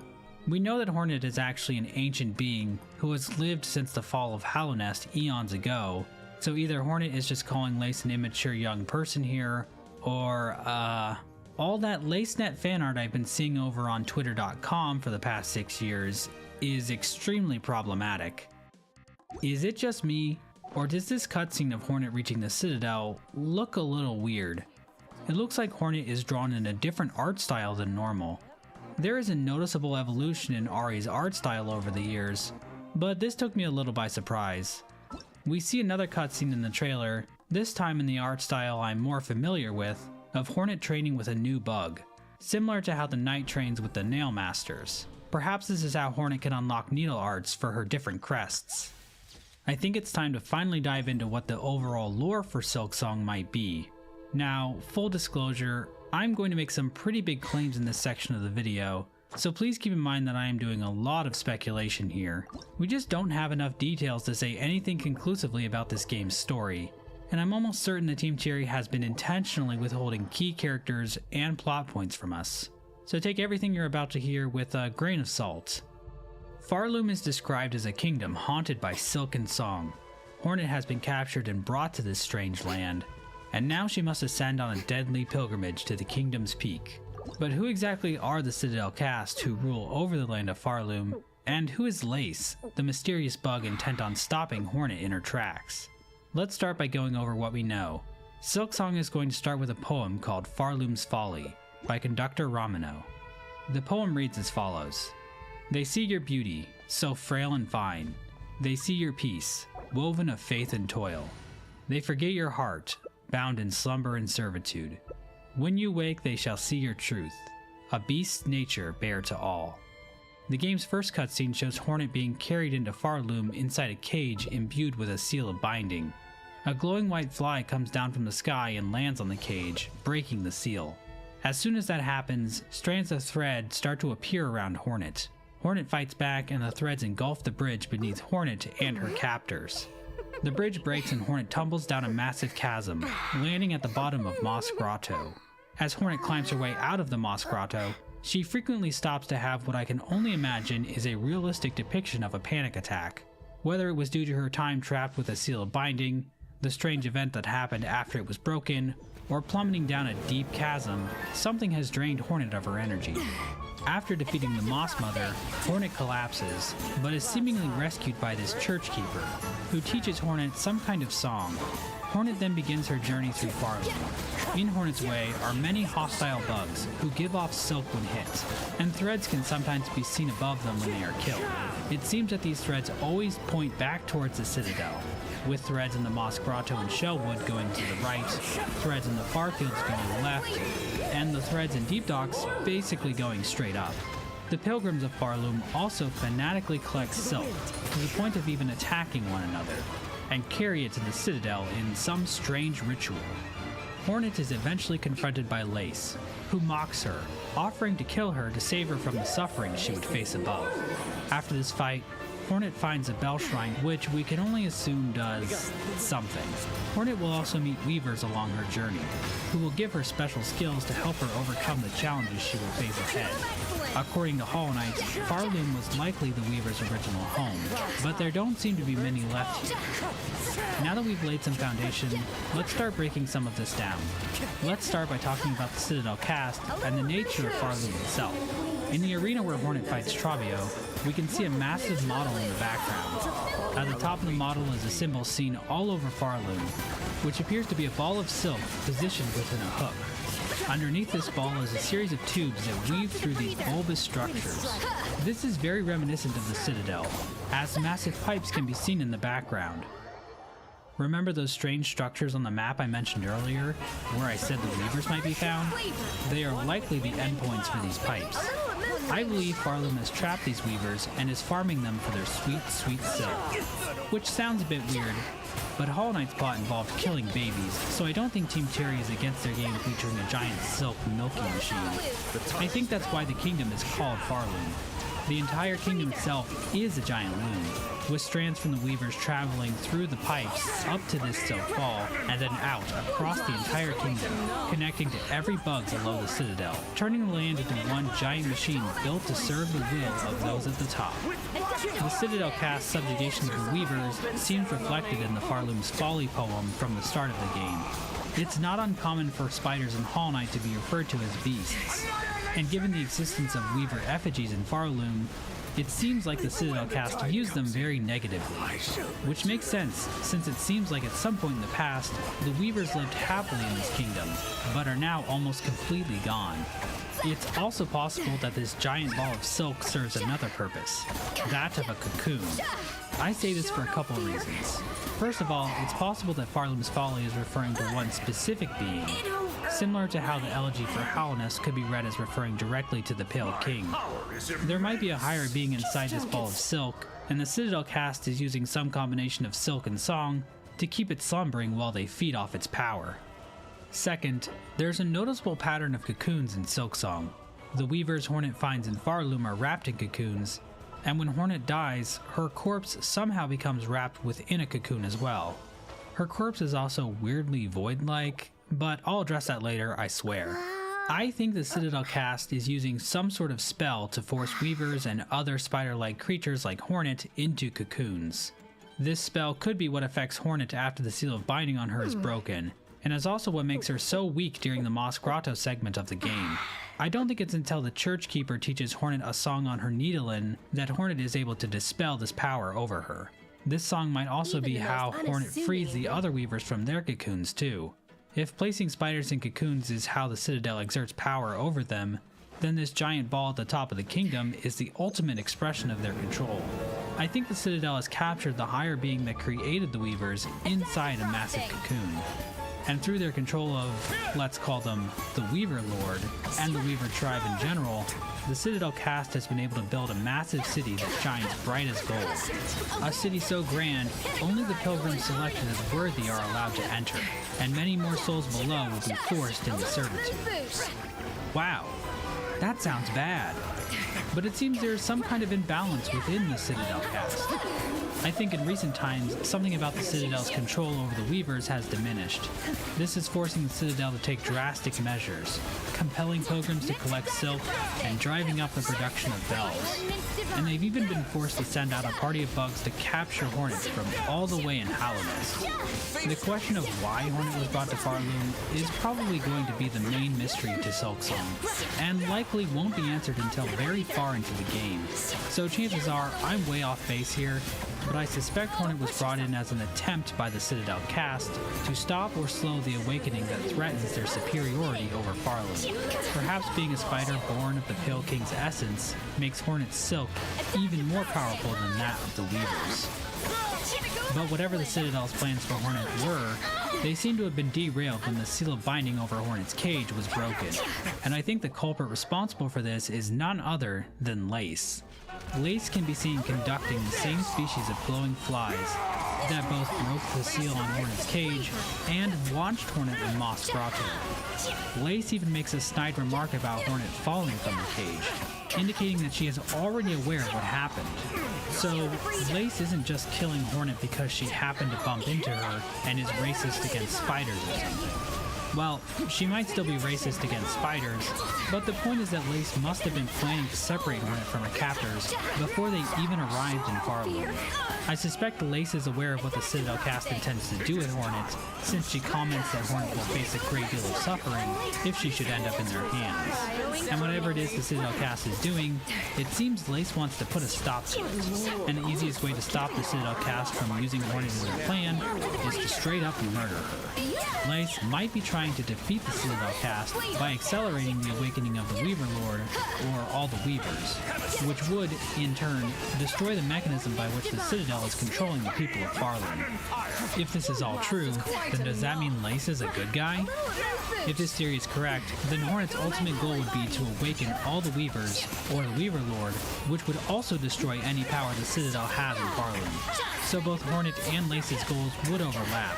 The problem is, Hornet risks capture by the Citadel, which Lace probably views as too risky. And it kind of seems like Lace just enjoys killing people. So I'm not quite ready to call Lace a good guy, but we'll see. Maybe she really turns it around in the second half.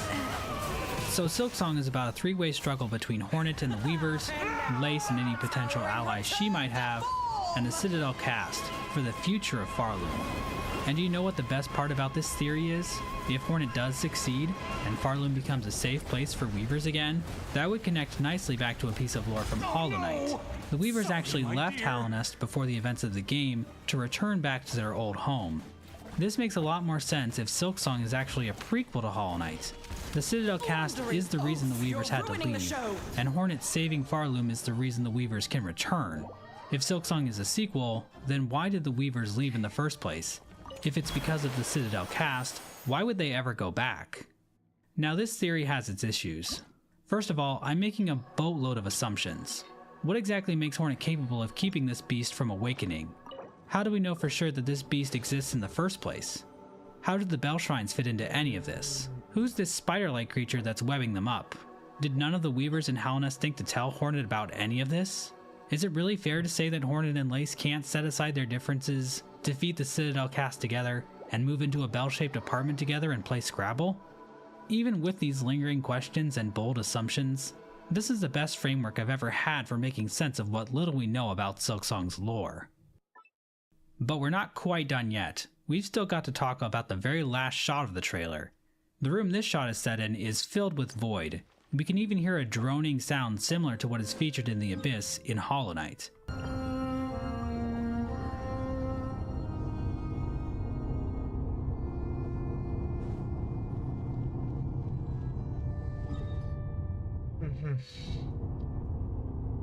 Now, It's also been revealed that arcane eggs will appear in Farloom, objects created by the ancient civilization who worship the Void in Hollow Knight. So it seems that same civilization, or another Void-worshipping civilization, used to exist in Farloom as well. And there's the Steel Assassins, of course, who seem to be made of Void themselves. It's not clear what they hope to accomplish by killing Hornet, but their master's plan likely involves Void in some way. All this information implies that Void is a universal force within the world of Hollow Knight. I mentioned earlier that we would talk about what's going on with the strange figure in Hornet's cocoon. Some have speculated this black stuff is Void, but even though it is black particles, it doesn't really act like Void. Compared to how the Void looks when it's dripping off the collector, it's much more liquidy. These black particles might be chunks of carapace or exoskeleton, but for the sake of argument, let's say it is Void. If that's the case, then it might line up with the Hunter's journal entry for the Shade, saying that we all leave a stain of regret when we die. I've said before that I think Void might form from the regrets of dying bugs. That could explain why there is Void in the Pale King's throne room. His deep regrets about sacrificing his children to the Void caused him to leave a dark stain on the world. That might also explain why his corpse is a hollowed out shell when we find him. It's not quite the same as Hornet, as her whole body turned black, but if this stuff really is Void, I think it's because Void can form from regrets when bugs die, not because Hornet was a Void being when she was alive. And if it's true that regrets create Void, then it makes sense that Void can appear anywhere, and it would especially appear in places where many bugs have lived, like in large civilizations where bad things happen, like Hallownest and Farloom, and my childhood home. In Hollow Knight, there was one object that seemed capable of neutralizing Void entirely, and that was the delicate flower given to the knight by the Grey Mourner. We've recently learned about another item that will be in Farloom called an Everbloom. The sprite looks almost identical, but I'm honestly kind of confused. We've been seeing these white flowers in a lot of various Silksong promotional art and footage, but they don't really look like the same flower. Are there two different white flowers in Farloom, or is there something I'm missing? It might be that Everblooms are what Seth is guarding, as Team Cherry describes Seth as being an ancient guardian granted with incredible strength. It would make sense that a flower called Everbloom would give someone a longer life, but Seth also claims he was chosen by a power called the Voice. The delicate flower never had anything like this, so I'm not sure if it's really the same flower.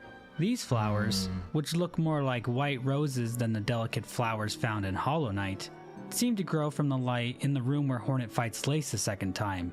I assume this light is coming from the giant magic silk cocoon at the top of the citadel, but why that light grows flowers, I'm not sure. It might be a reference to the line in Farloom's Folly about the frail and fine beauty of the beast. Somehow, the cocoon that holds this beast shines a light that makes beautiful flowers grow. We even see floral patterns on certain walls within the citadel that look more like these white roses. So these flowers seem more connected to the citadel than anything. Either way, if these Everblooms are the same flowers as the delicate flower from Hollow Knight, that means Hornet might have a tool in her arsenal to deal with any Void entities that might bother her, whether they be from the ancient civilization or the Masters. And that's it. I can't believe it's been over 6.5 years since I posted my first Silksong trailer analysis video. I only had 33,000 subscribers at the time, and it's mind-blowing to think about how much things have changed for me since then. I want to thank all of you for your support over the years. I'm looking forward to exploring the next chapter of Hollow Knight's story with you, and I'm excited for all the silly moments, epic boss fights, and crazy lore theories we're all going to share with each other. It's the moment we've all been waiting for. Silksong is finally here, and nobody even had to sacrifice me.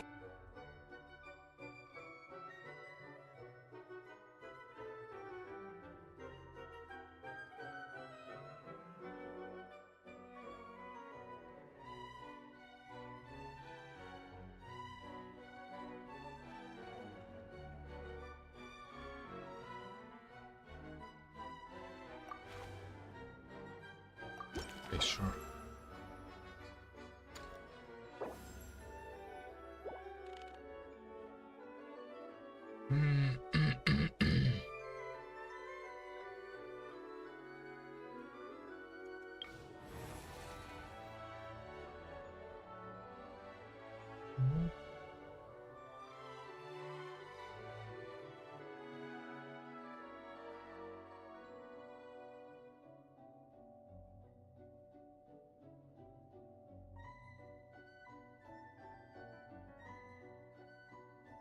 Oh, come on.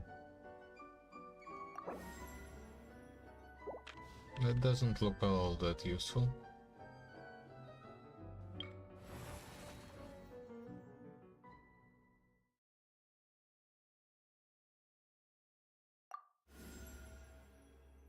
Mm-hmm.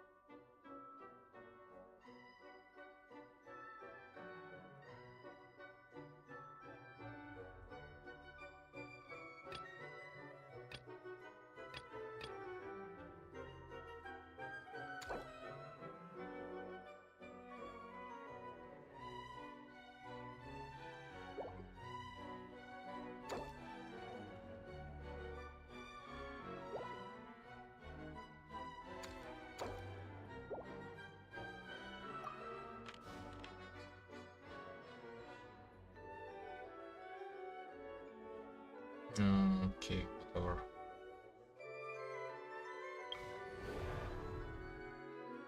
Enemies are easily grouped.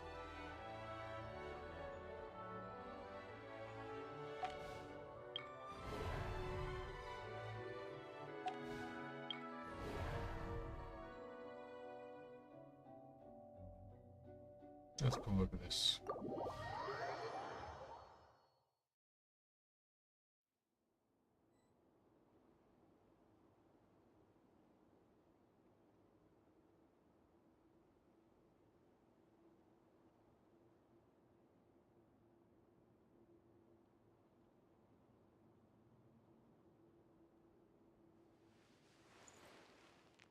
It's every parent's worst nightmare.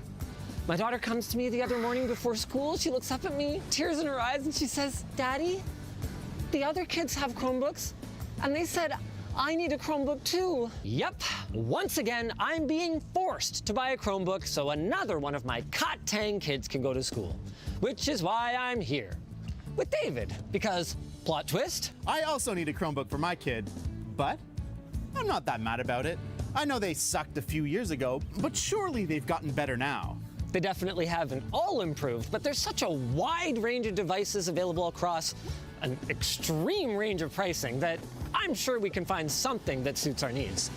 All we gotta do is quit stalling in the parking lot, Born of ice and bite the frost. bullet, Absorption and go test. back to school shopping. Yeah! Wait, are you actually excited to back to school shop? No, I'm excited to tell you about our sponsor. This man has too many subscriptions. He's gonna have a conniption. But look, he's making a good move, cause all he's gotta do is use or do. Good job, Mr. Businessman. You did it. Nice one.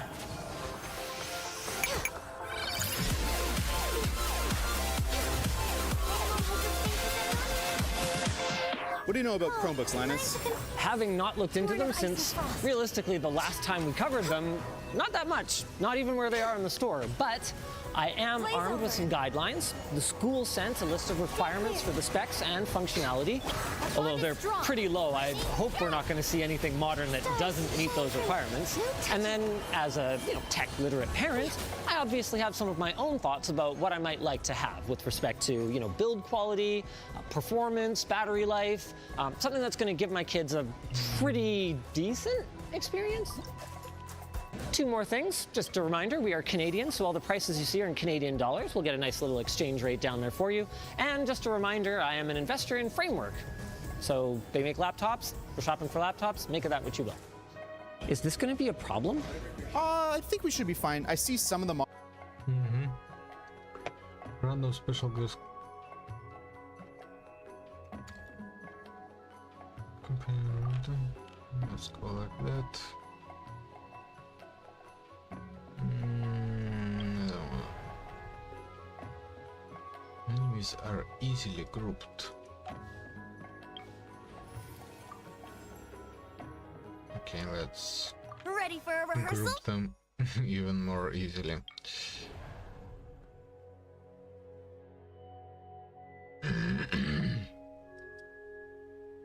then I'm gonna use 1, 2, 3 and Mizuki.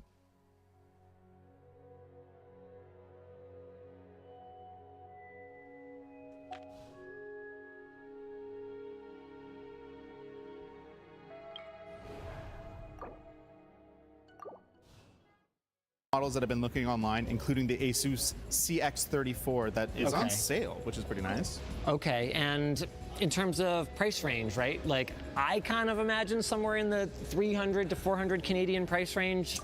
That's about what I was hoping for. I was kind of capping it at $400 before tax. And they do have cheaper options, so, Time for I mean, takeoff. I guess I'm open to them if the look on your face says it all. Garbage. Right now. I think the processor and the I'm cheaper always ones is going to be the deal breaker for me. Well, they don't have the one you were eyeing on display, now. unfortunately, which Take flight. seems like it kind of defeats the purpose of a retail store, but let's make the most of it and have a look at what's here on the You shelf. can get away. I did find one thing. It's not a touchscreen, that frown which isn't a upside down. requirement, but definitely is a nice to have on a device like this. Whirling snow. 100% agree. Stop for a swirl. Moving up to the Lenovo Slim 3 14-inch, I'm sorry, Apple, I disagree. Having a touchscreen is really nice. With that said, I don't know that I want to spend Time for takeoff. twice as much and end up with a MediaTek dreams. processor. Admittedly, I haven't really looked into MediaTek's performance in Chrome OS, but outside of their Ultra 910, they haven't been known for their high performance design, so I do have some concerns. With that said, the bigger concern on this one is the keyboard. And I'm not even talking about the Flex. I'm talking about that bilingual Canadian keyboard enter key. Unacceptable. Hey, the HP X360 starts to feel a lot more like a laptop. It's got the glass screen, the better keyboard layout, and much better performance than some of our other contestants. The problem is that it's got a price tag to match that. Yeah, I don't know if I want to spend $700, even Canadian ones, on a Chromebook, brother. And that processor is better, but it's not great. Wait, there's a different price in the cabinet than there is up top. That's a reasonable price. I might actually want this one. Hold on, is the UPC the same? 4051. Ends in 4051. No. Oh, 3148. But it's still got the same processor, N305. that's a completely different UPC format.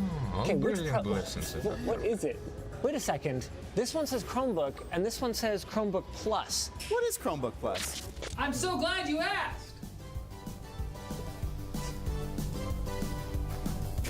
Chromebook Plus is a set of minimum specifications across 5 categories that, in theory, allows Google to guarantee a certain quality of experience with perks like better performance and video conferencing, as well as more robust AI features. Wait, do I even want AI features on my grade school kid's laptop? I don't know, but if you want a little more information about Plus, you can check out the video we'll have linked below. Back to you, Linus and David. Thanks, Professor.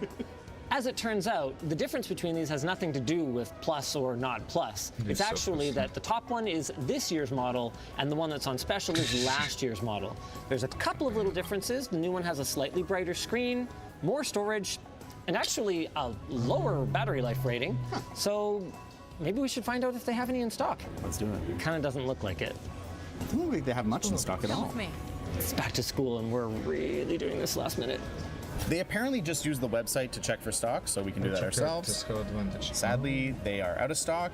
Ooh, the only one is about an hour and a half drive away. I love my kid, but not that much.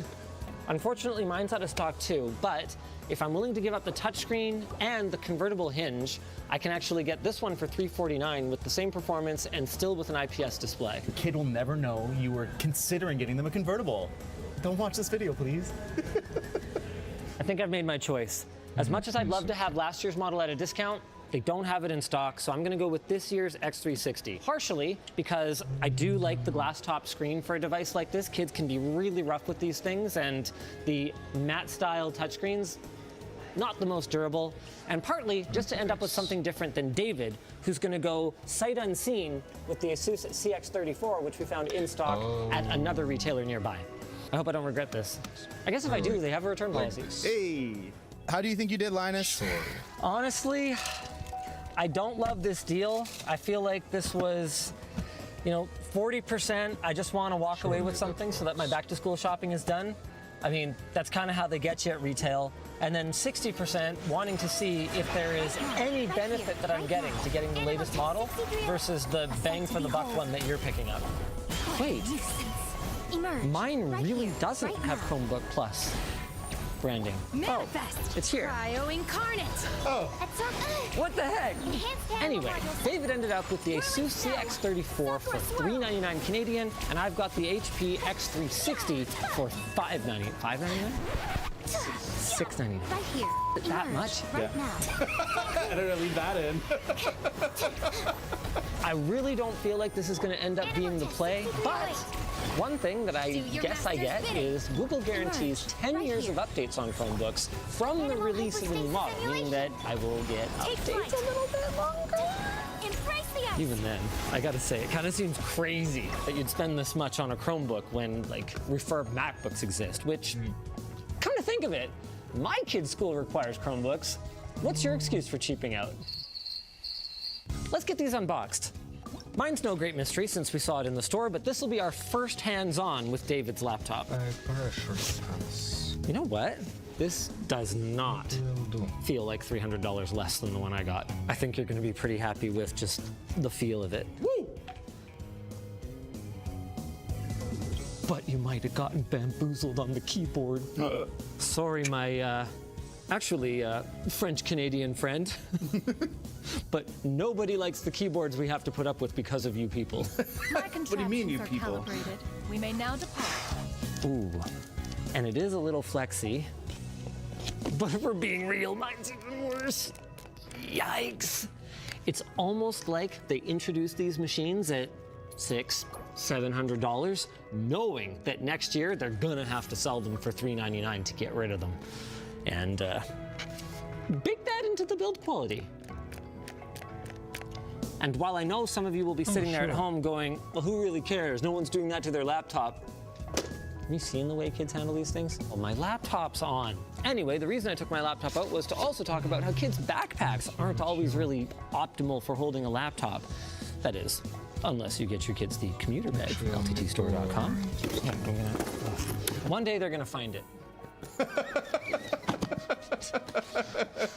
I definitely like your charger better. This is a 45-watt charger, and yeah, it has the bulky part right on the jack, which can cause interference issues a little bit. But when you compare that to what my kid's gonna have to carry around, this is definitely the preferred one. Although both are Type-C. HP, this didn't have to be Wait a so fucking big. second. Ooh, I do like the cable that keeps it away from the wall, though. It's a trade-off. Definitely a trade-off. Just like I/O is a trade-off. Man, you get 2 USB Type-A's, HDMI Type-C, and what about second going Type-C? for- Meanwhile, 1 Type-A, Type-C, Type-C, and that's it. We both got a headphone jack though, so, which makes sense actually, because that's part of the standard loadout. They need a mouse, they need a pair of headphones, and that's so that they can sit and listen in class without disturbing the other students. Enough of the outsides though, I think it's time to power these on, and Is that a volume rocker? oh yeah, power on the side and volume rocker. That's because this one is a convertible. Ooh. You do have a 180-degree hinge on this one, which can actually be really nice for just, I don't know, I used to walk around on campus like this, but it's not convertible. 1450, 1510 death brands. This is for my youngest, and I didn't really consider that weight on her back would be a factor until I picked it up and I went, man, that screen feels pretty heavy. But as it turns out, the weight difference between these is only about 50 grams, which I don't think is going to be a deal breaker. She's gonna get swole. This is kind of wild. Your keyboard flexes so much more than mine does, even though my chassis twists so much more than yours does. Let's start with a quick and casual benchmark. Since most of what these devices will be doing is using Chrome browser, it matters a lot how well it performs in web browsers. Open fire. I think mine's loading a little faster.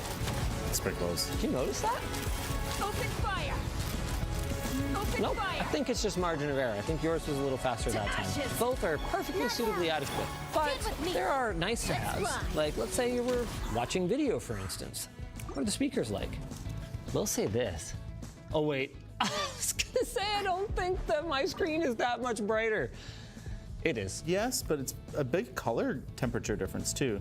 I do notice that. There's a much warmer tone to the color on this one. I actually very much prefer the Asus. Oh, both of them do have dedicated hardware buttons to hide the webcam. That's really nice to see, especially for anything where kids are involved. Privacy is a major concern there. I will say this, actually using the keyboards, I don't really notice the differences in deck flex nearly as much as I might have thought. Those speakers are poo-poo.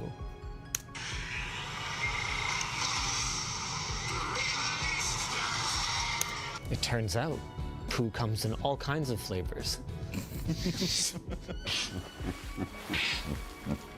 You know what? Conveniently, DMS is in the next room. Let's get him to choose. Come on over. I think you'll like this. What do you need? I need you to be the judge. Oh, here we go. Laptop speakers? Okay. You know what? Let's do it blind. Sure. So just go like right, like yeah, just however you want it, however you, yeah. Yeah, so you can face this way, just close your eyes. Close your eyes. And then I might move the laptops around or switch their positions. It feels very scientific. Yeah, you don't know which one I'm gonna put down on which side, and realistically, you don't even know what laptops these are anyway. So that's true. I didn't even see the labels. Yeah, so there's really no AVX. Is there a third laptop? There's no way for you to be biased. Oh, if you'd like, yeah, I could add a third device fairly easily. A MacBook sitting in the other room. That would probably be too obvious. That's fair. Okay, here we go. So let's say A. Okay. B. Okay, hold on, we need C still. Yeah, that's like notably better than the other two. Can I see what I'm listening to now? Uh-huh. Adorn my night. What was what? This is A. Bond is strong. So this is actually the one that was here, the the Asus one. For Rex Levin. Gotcha. It doesn't have speaker grills, which I always feel is a problem. Wait, so this was A or this was C? This is A. This is C. That's C. No touching. This one sounds good. I think good's a pretty strong word personally, but the other one was my phone. I can handle this one, and I prefer this one, but I would never be able to listen to it loud. I feel like there's like a special circle of hell for people who listen really loud on laptop speakers anyway. That's fair. Maybe I shouldn't say that in the video. Well, it's done now. One thing I noticed when we were watching video is your black levels are also significantly better. Even though I have an IPS display, which theoretically is, you know, better or whatever, the fact that my glass is sitting so far forward and catching so much glare means that you get a significantly deeper black, which personally I appreciate. We also haven't looked at performance yet. We're using Speedometer 3.1 to do just a quick and dirty browser performance test. Theoretically, you have the better chip though, right? Yeah. These don't look notably different to me. And they don't feel notably different in use. Oh, you are making it through the benchmarks faster though. No question. You've got the faster chip. 21.2 to 13.7. Woo! Suck it. Would a human care in a browser? Probably not. But if we were to run, say, Android games or even Steam games using Proton, it might matter. Or wait, about that. Next year, Steam for Chrome OS is going to stop receiving updates, meaning that, and I quote, games installed as part of the Steam beta will no longer be available to play on your device. Now, I fully expect that, just like when I was a kid, the younglings will find ways to game on their school PCs. I mean, I already mentioned Android titles like we showed before, and online streaming is getting better all the time. But for me, this is still a huge downer because under the hood, Chrome OS is based on Linux, and I was kind of quietly rooting for the Chrome OS education monopoly to help drive Linux gaming into the mainstream. I also think that this is a big bummer for Google because Chromebooks at the moment are in kind of a weird spot. They've tried multiple times to upmarket these things, but they've remained pretty stagnant, both in terms of performance and in terms of public perception. As for sales, well, we don't actually have the latest numbers for that, but it does seem like we are comfortably past the surge in demand that they enjoyed during the pandemic. So what does all of that mean for the future of Chromebooks? Well, despite the rumors, I don't think they're going away altogether. I do know Google has a bad habit of dropping product lines, but the market penetration and the long-term support commitments that they continue to make seem to indicate that abandoning them, it's not likely. But that doesn't mean we're going to be stuck with the flimsy status quo forever. What are our other options? One of them is Chrome OS Flex, which is basically the ability to install Chrome OS on Windows and Mac laptops. Nice. Thanks, David. In the case of my kid's school, apparently only one person has ever tried to use it, though, but it was successful. So if you've ever used Chrome OS Flex, let us know your thoughts down in the comments. And while you're down there, let us know what you think of our picks. Did we get a good value, an okay value, a bad value? What would you guys have chosen? Would you have chosen the Segway? For our sponsor. All you gotta do is undo. So you run a business. It's hard. Got a lot of subscriptions. Can't keep up. You're just paying for too many things. You gotta cut them off. Please. Step off. What do I have to do to get all the apps I need with only one subscription? All you gotta do is undo. Sales, inventory, timesheets, accounting, invoicing, point of sale. Whatever.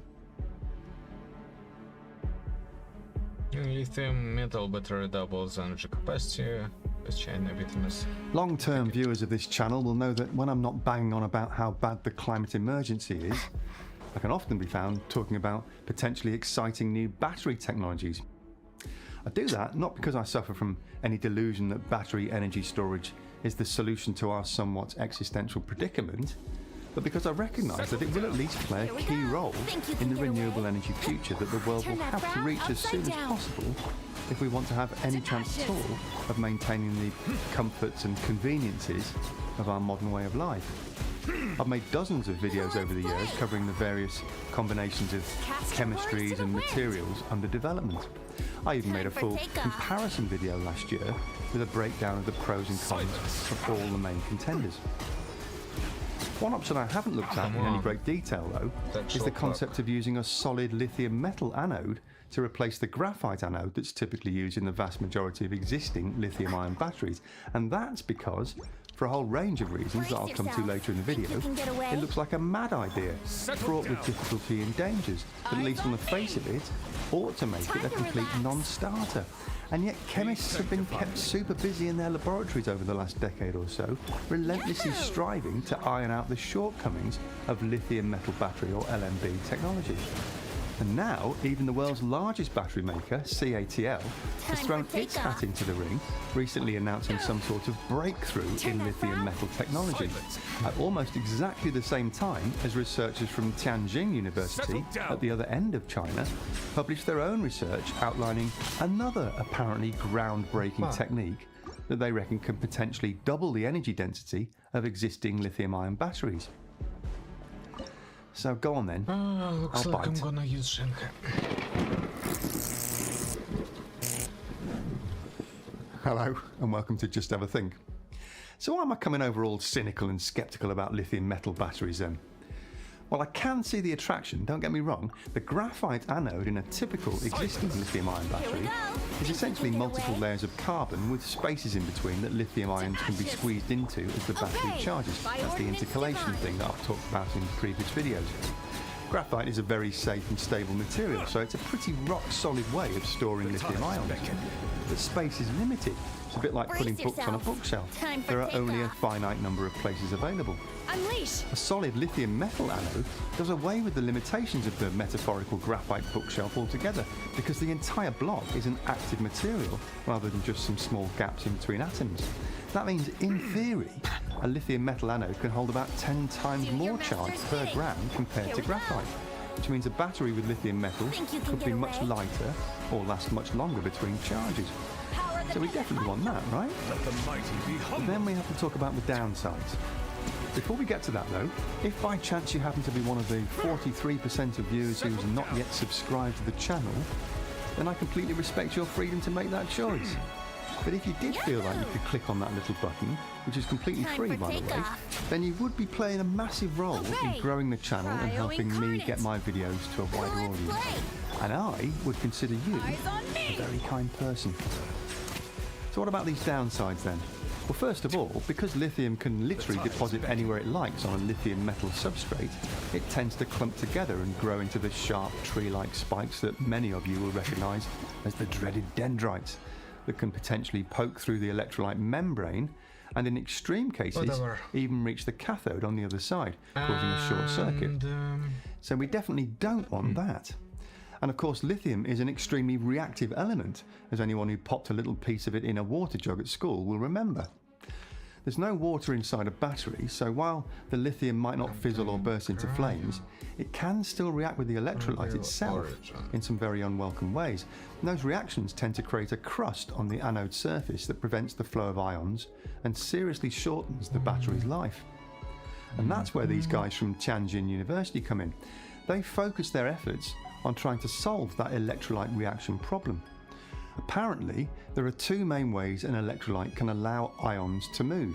The first is something called solvent-dominated solvation, and the second is known as anion-dominated solvation. So in the first one, lithium ions surround themselves with molecules of the solvent, which is the liquid part of the electrolyte.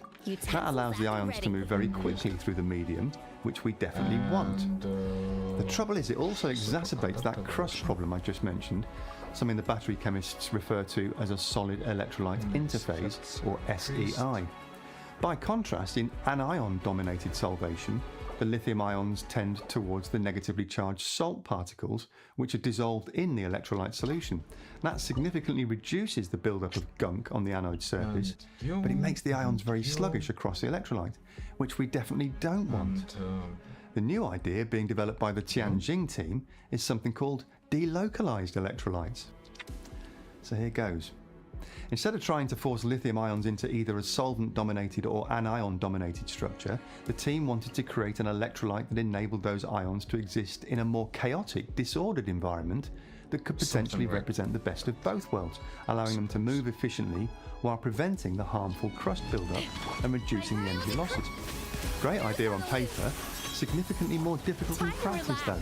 The team identified no fewer than 288 different solvents and 99 different types of lithium salt to test out, either as a single salt-solvent mix or as multiple salts and solvents with different ratios.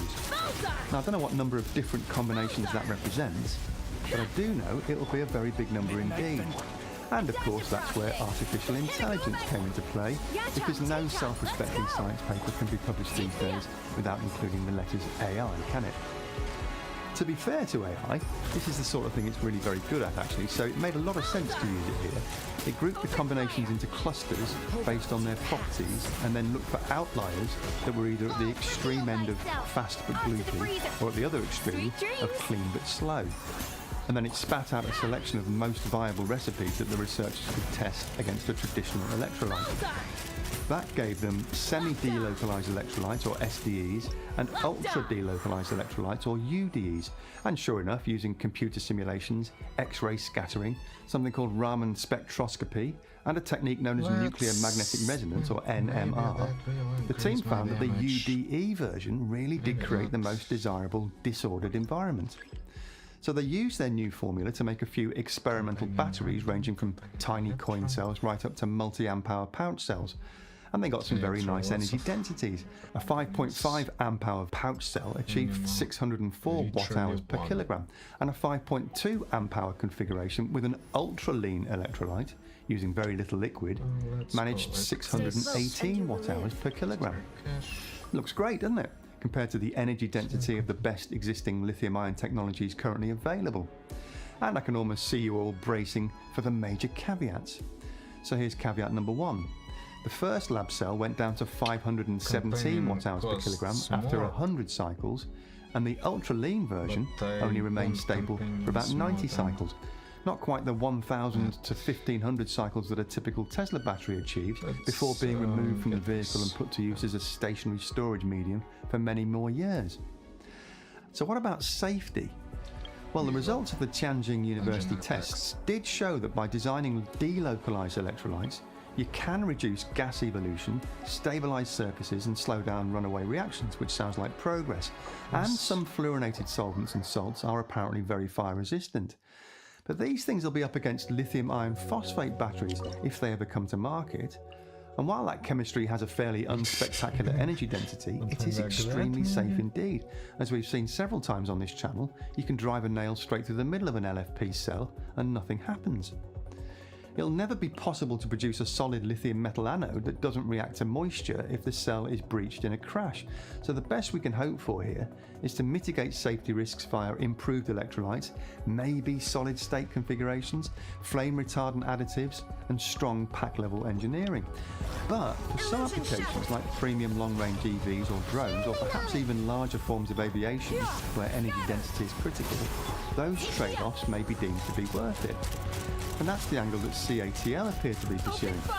In late May 2025, they announced research focused on minimising the consumption of lithium salts in the electrolyte during the cell's operational lifetimes, which they've highlighted as one of the main causes of battery degradation. CATL claims to have produced prototype lithium metal battery cells that remain stable for 483 charge and discharge cycles, and which in their words can be incorporated into state-of-the-art designs to achieve an energy density of over 500 watt-hours per kilogram, which seems to me to be leaving them quite a bit of linguistic wiggle room. But anyway, just the fact that CATL has waded into the fray indicates that there may be a bright future for lithium metal batteries in certain applications.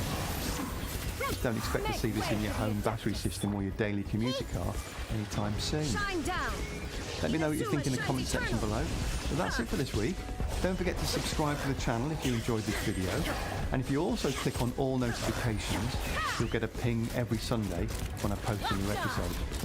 You can also literally support me by joining the amazing group of individuals over at patreon.com/justhavathink, who are the sole reason this channel exists and who help me keep ads and sponsorship messages out of your way. And I must just give a quick shout out to some folks who've joined recently with pledges of $10 or more a month. They are Dave Ostler, Oblio, Paul Lewis, Tom Alf, Jean-Manuel Isare, Mr. Delmeester, Ad Bastiansen, Jarvis Cook, Paul Hellowell, and Jarku. And of course a massive thank you to everyone else who's joined since last time too. Most important of all though, thanks very much for watching. Have a great week, and remember to just have a think. See you next week.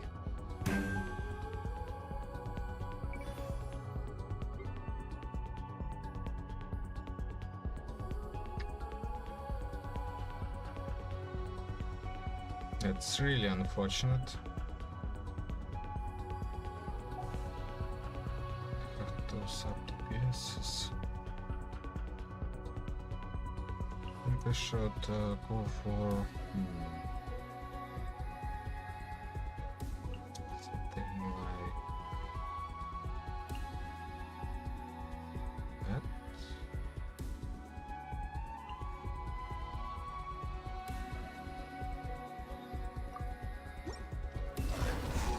There is no escape. Share my knowledge. The wind knows me. Fallen leaves adorn my nut.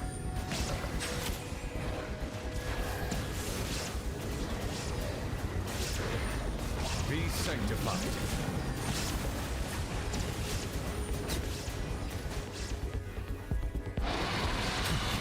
Shine down. Everyone hold hands.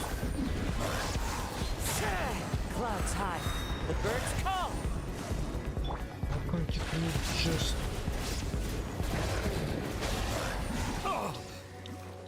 Bow your head.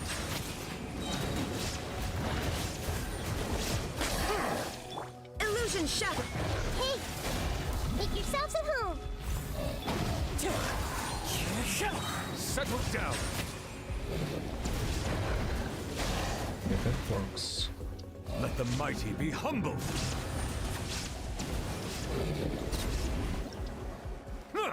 That works amazingly well.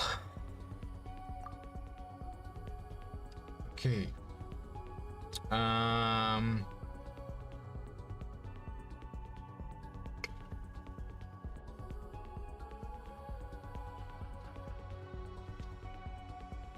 need both of them, I think.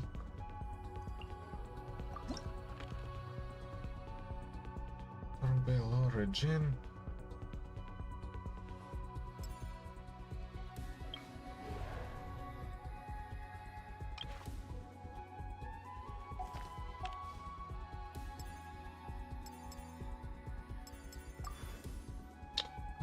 I wonder if I go like 1, 2. No, I need someone who's cry. Wait a second.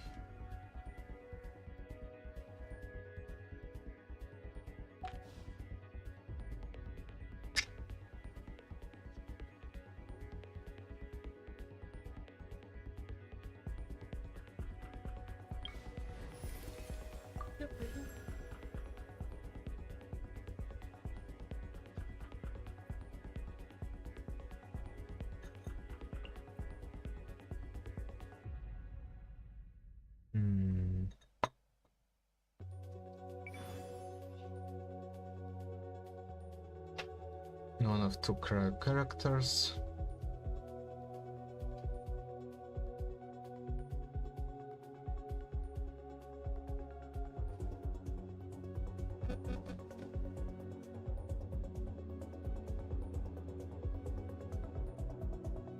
I guess I'm using Skirk.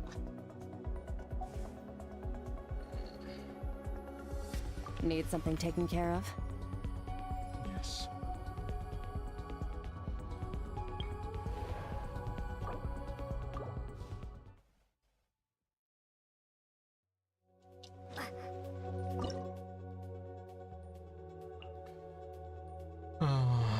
Then you maybe.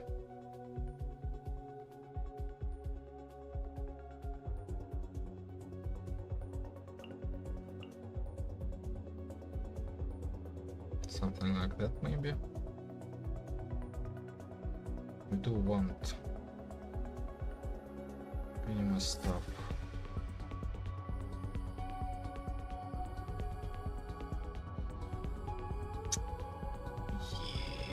Skirk is going to be underpowered, I just realized. Because she...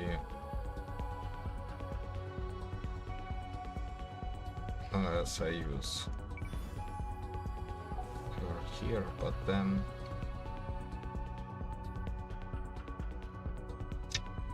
Okay, whatever. No, my sword! Ring cutter! To ashes! Seize the skies! Search!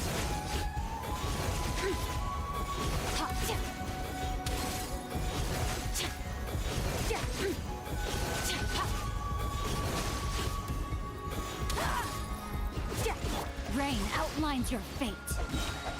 Witness the power of Guhua. Huh?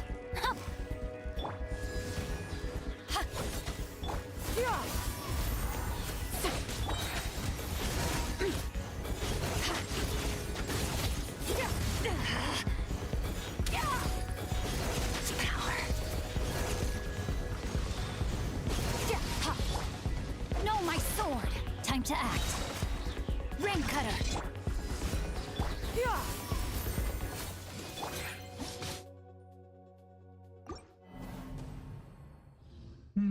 Looks like that's not enough. Okay. Something like that, maybe.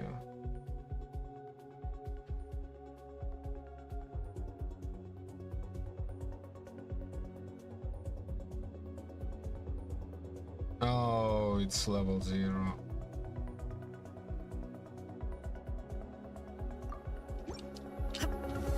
There is no escape.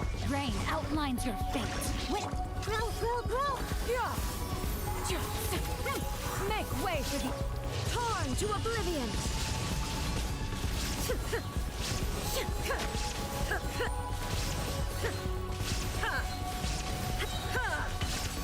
Illusion. Insolent. Let me weave you a... Share my knowledge. Seize the skies.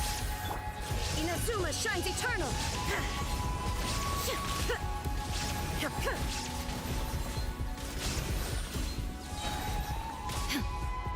There is no escape. No, my sword. Witness the power. Make yourselves at home. Skyward! Scatter! Stray clouds converge! Now you shall perish!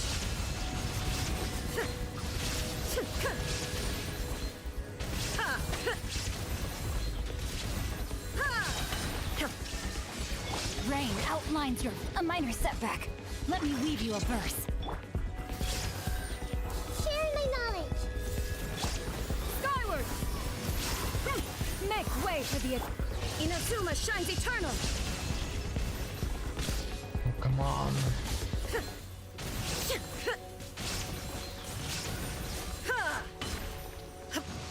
You bitch. I fucking hate No, you. my sword! Body and witness the power of... Torn to oblivion! Jumping around.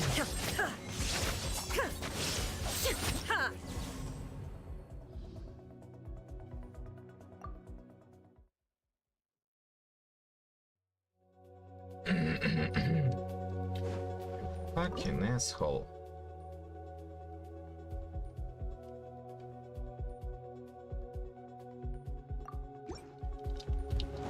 Shine down! The Temple of Wisdom. Scatter! Stray clouds converge! Rain cutter! Now you shall perish!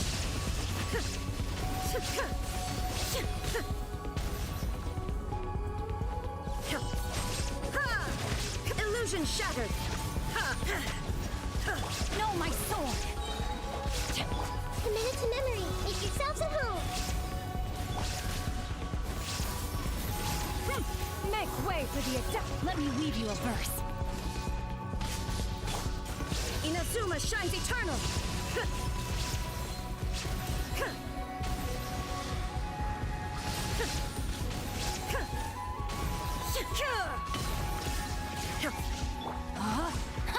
Come on. Why the fuck? Grow, grow, grow. Yeah, commit it to memory.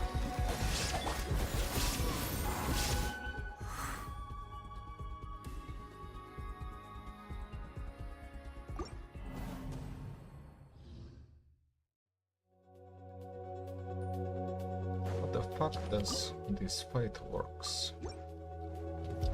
Shine down! No, my sword! Witness the power. This may hurt a little. Skyward! Scatter! Stray clouds converge! Now you shall perish!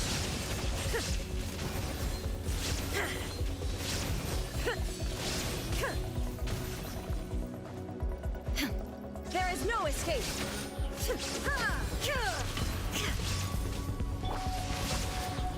Let me weave you a...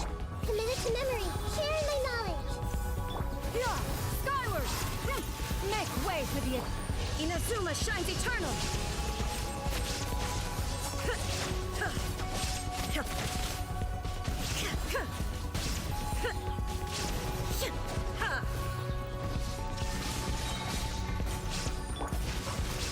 Rain cutter! The Temple of Wisdom. Stray clouds converge! Now you shall perish!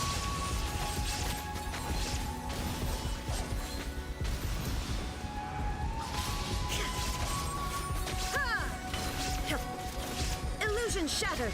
Rain outlines your fate. Let me weave... Grow, grow, grow. Seize the skies! Inazuma shines eternal!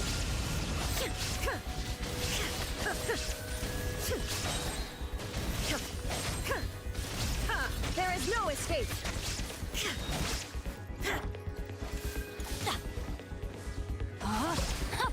Rain cutter! Now you shall perish! I'm gonna go with this.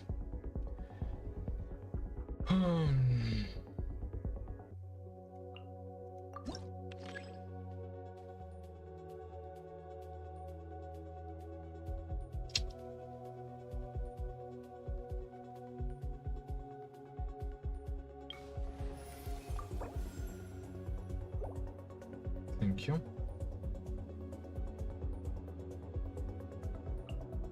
Per your wishes.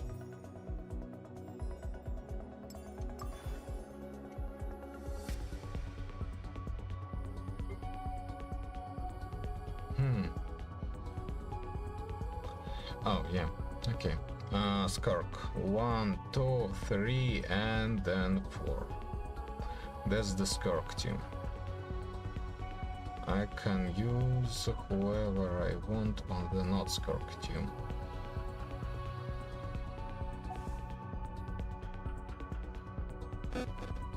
Superconduct, Electrocharge, it doesn't really fucking matter.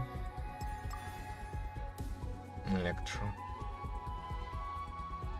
Yeah, let's go for Companion Electro and get myself the Ensign. Let's get started.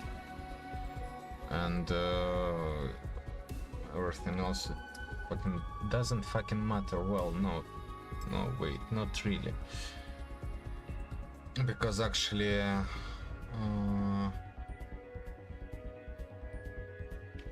Anima and yeah, Skark is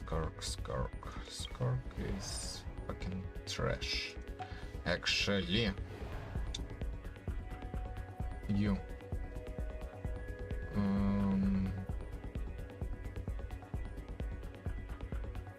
are gonna be fine. Melee has advantage. Wonder why. Whatever, you.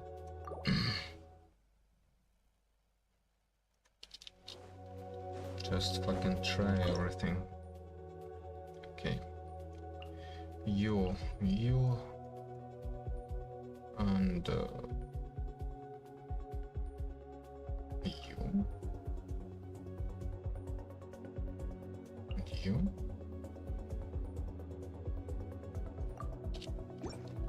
Let's just.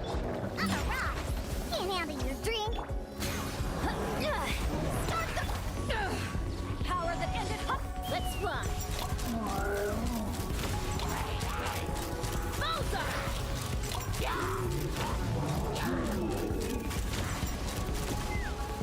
Hold on to your hats. Scratch. Diana special. Faster, stronger. Let's move. Eyes on me.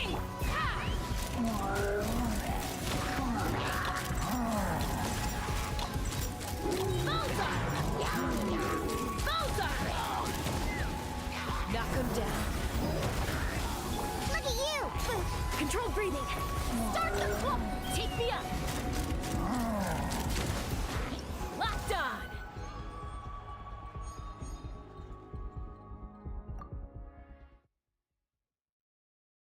Really close call.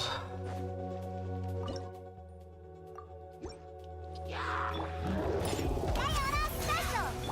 Quick as a flash. Let's to ashes. Let's run. Bullseye. Bullseye. Bullseye. Bullseye. Fire in the hole. Think you can bully me? Can't handle your drink.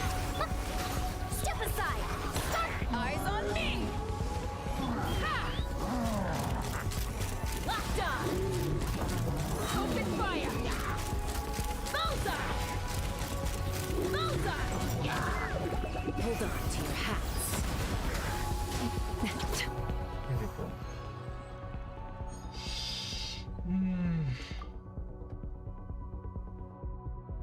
And the next one is going to be. Doesn't really fucking matter.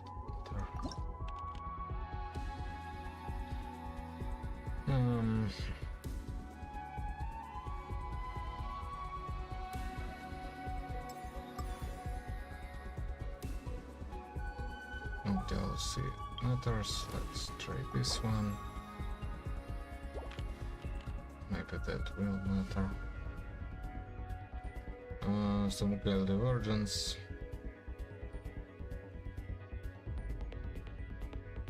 Not sure. Crack characters have advantage. Shatter reactions have an advantage.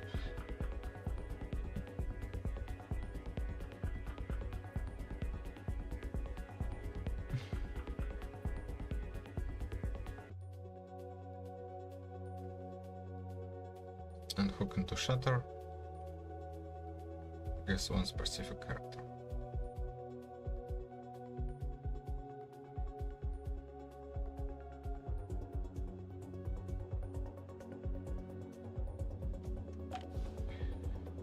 I'm gonna try everything.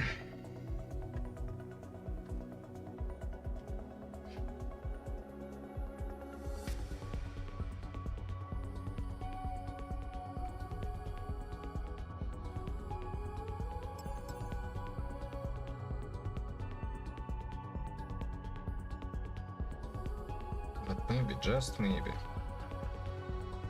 it's not gonna be Skurk. Likely than not, it's not gonna be Skurk.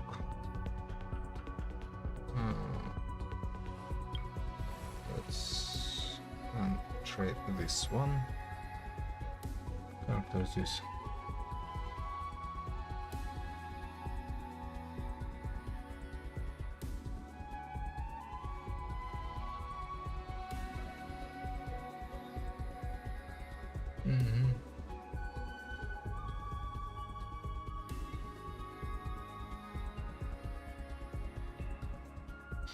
I'm not sure this even works well with anyone. Anyway, this is it.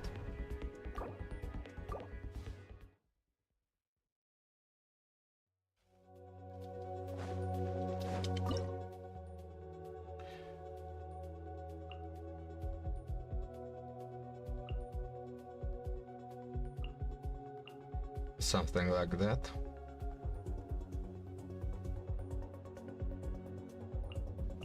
But first, let's try this. At first, the flavor. Rain outlines your fate. Let me. Skyward! Stray clouds converge!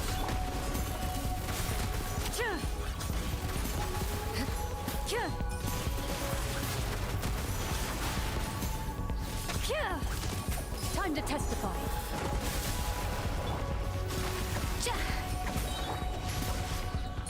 Witness the power.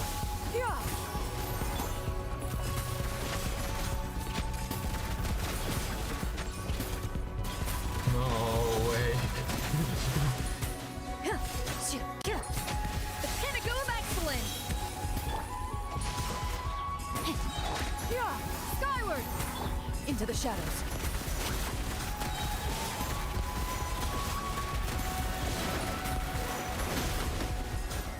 Evil looks. Shoot on sight. A little amuse-bouche. At first, the flavor.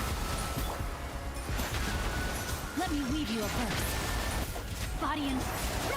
Make way for the Adeptus. Sky...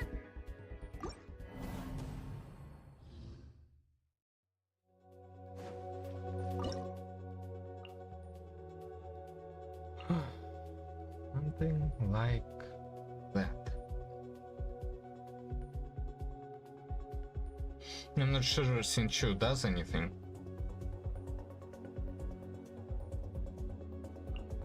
Maybe this is better. Yeah. The pinnacle of excellence! Faster, stronger. Let...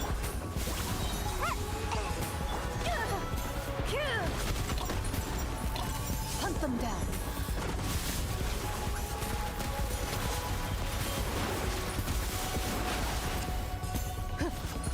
Up to the freezer. At first, the flavor.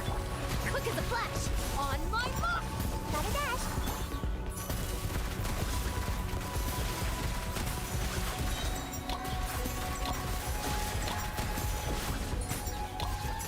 Evil looks. Shoot on sight.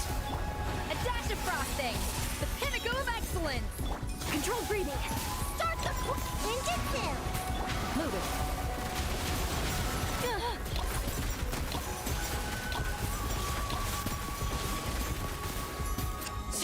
A little amuse-bouche. At first, the flavor. Quick as a flash. On my mark. Hunt them down.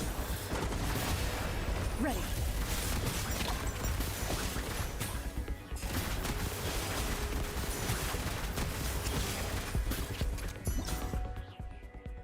Really close. Now I just need to perform adequately. Don't try to go through all of the body. And maybe don't worry about all of that stuff. Goose on the loose. For first, let's move. Come on out. Loaded.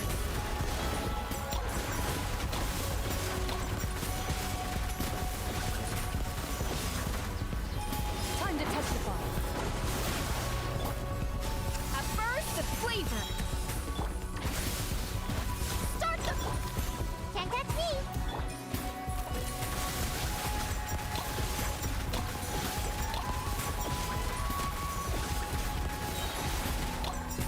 Where evil lurks, shoot on sight. A dash of frosting. The pinnacle of excellence. Controlled breathing. Let's move. I'm out of here. Into the shadows.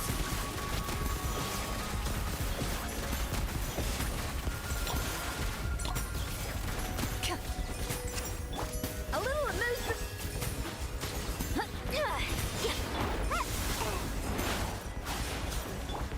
Start the clock. At first, the flavor. Hunt them down. Loaded. Yay! Let's go! Skirk is fucking trash in this mode. Like ridiculously trash. Because unless I get the freeze bonuses, well, actually even if I do get the freeze bonuses, most bosses aren't freezable.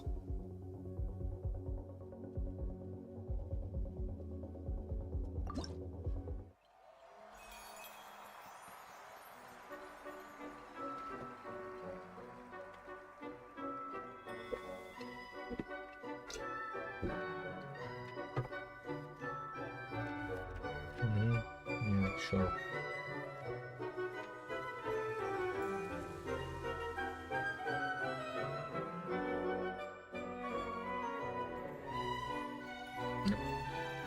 Let obviously. What's the mistake? That was clutch.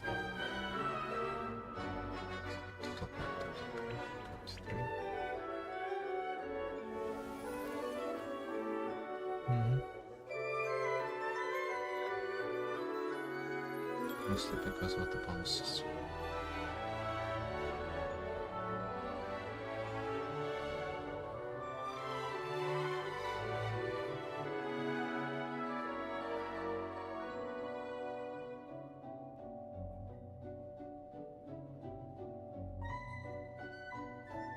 Ten acts. It was 10 acts.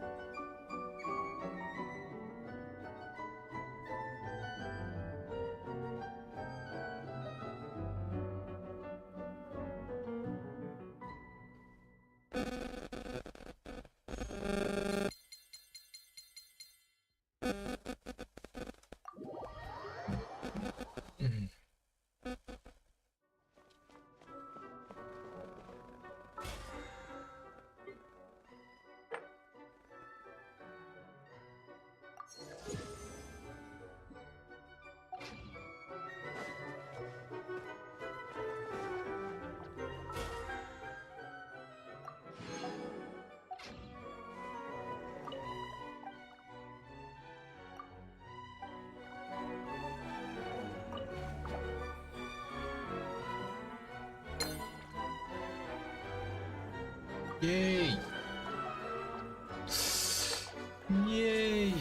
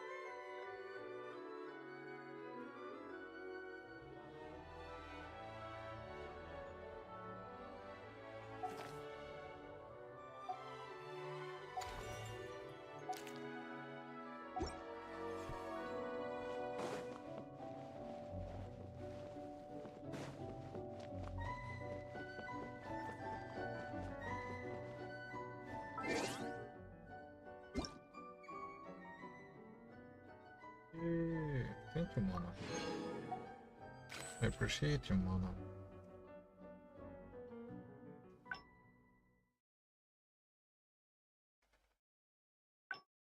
Yay! Yay!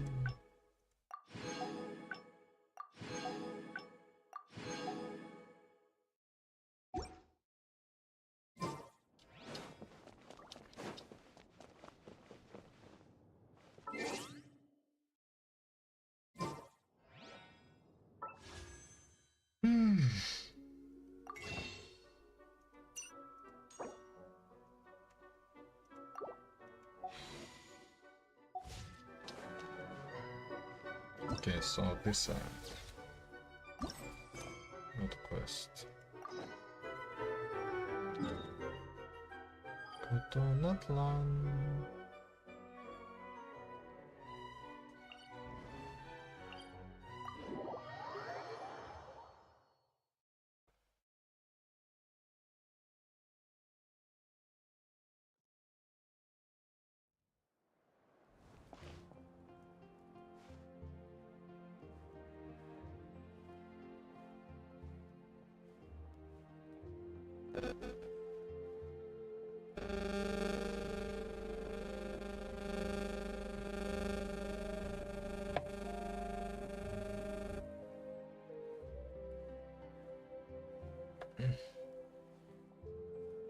Oh, really?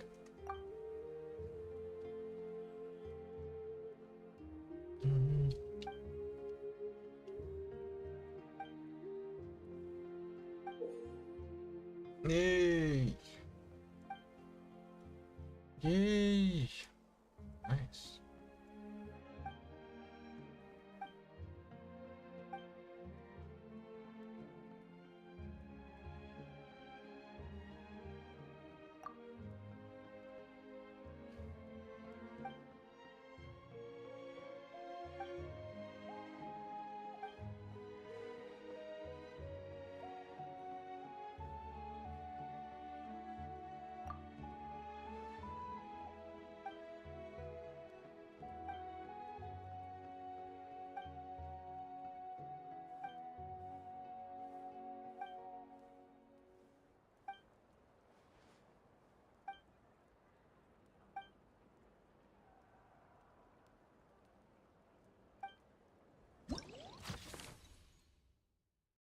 Mm-hmm.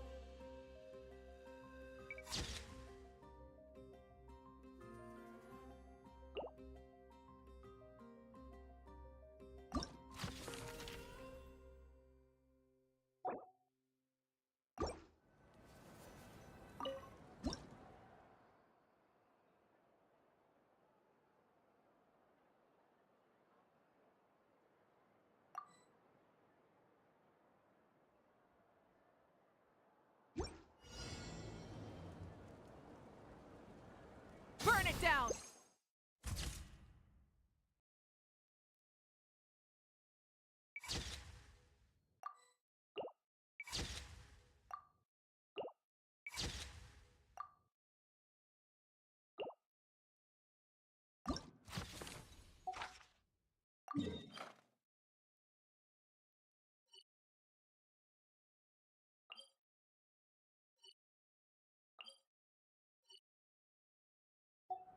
How the fuck am I gonna get there?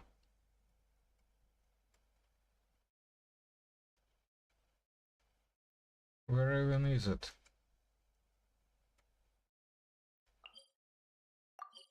Here it is.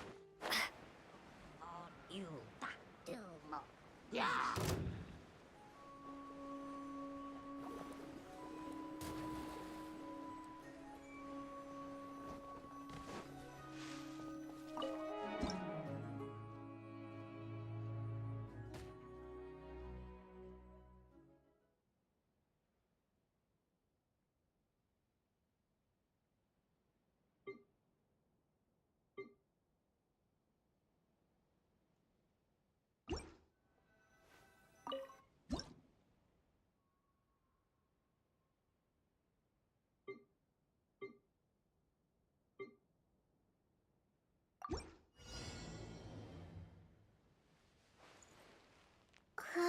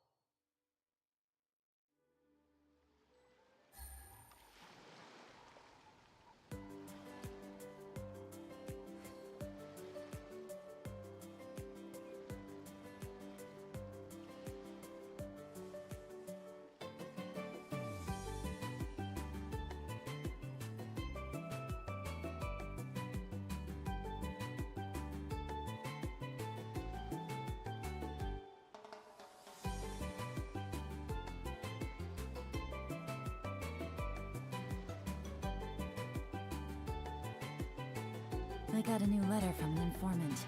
Looks like the situation has changed again.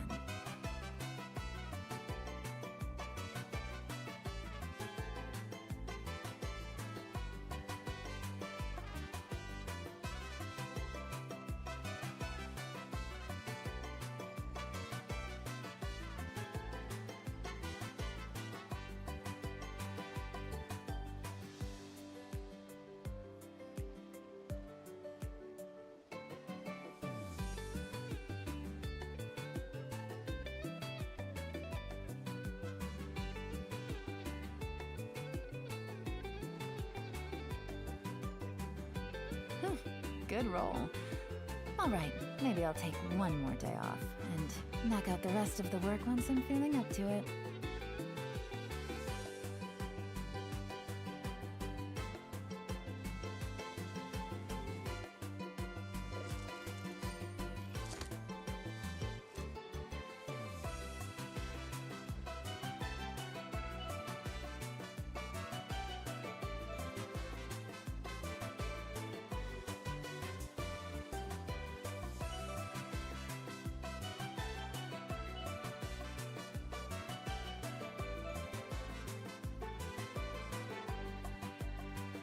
Navigating the world is a whole lot easier with a few different identities to choose from.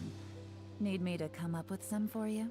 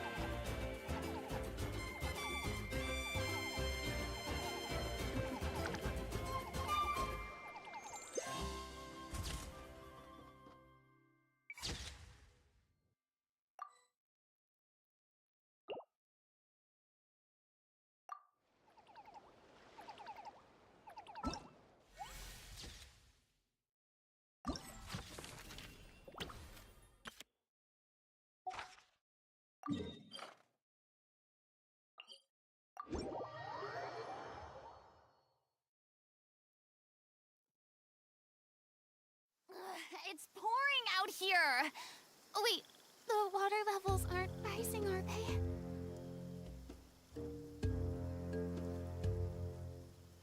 Tea parties are a must for the well-mannered. If you'd like to learn the proper etiquette, I'd be happy to teach you.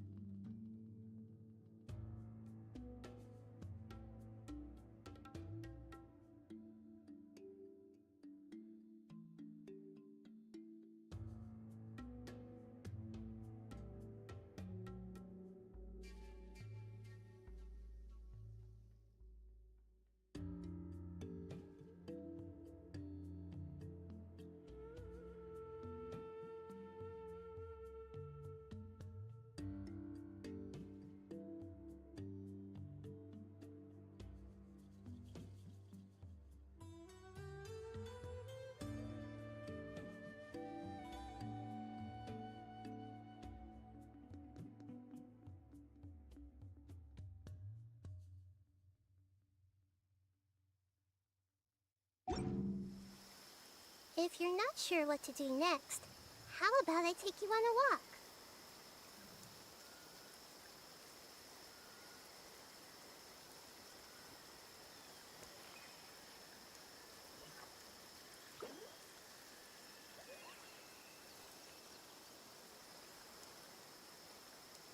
We're fucked up a bit.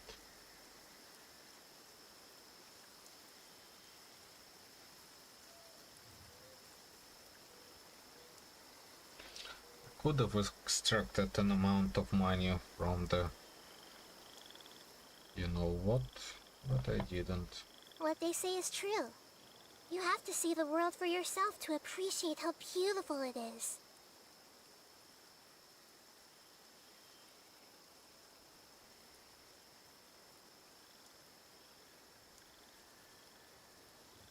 But maybe, just maybe.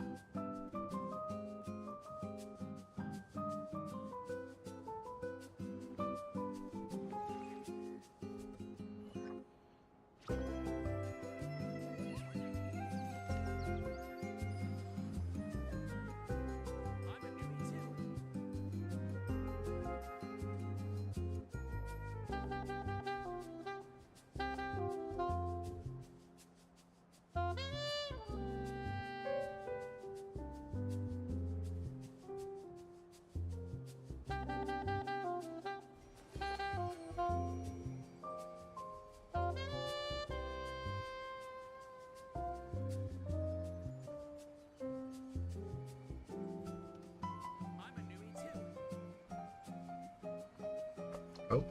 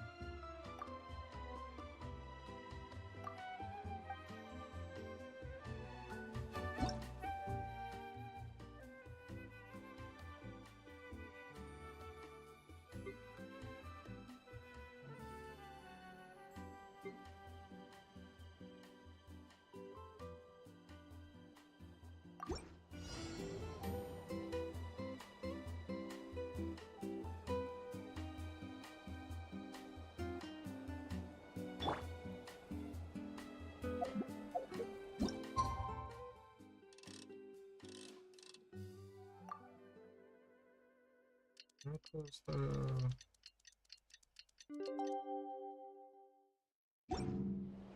tap on top? From 12 to 16.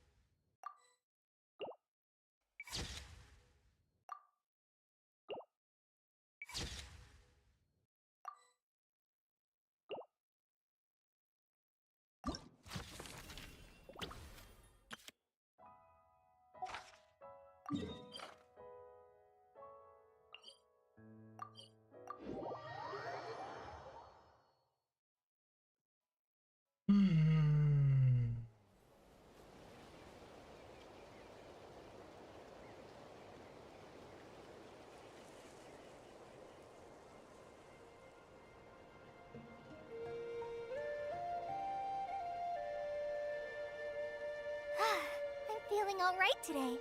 I'll take the chance to try to get some more done than usual.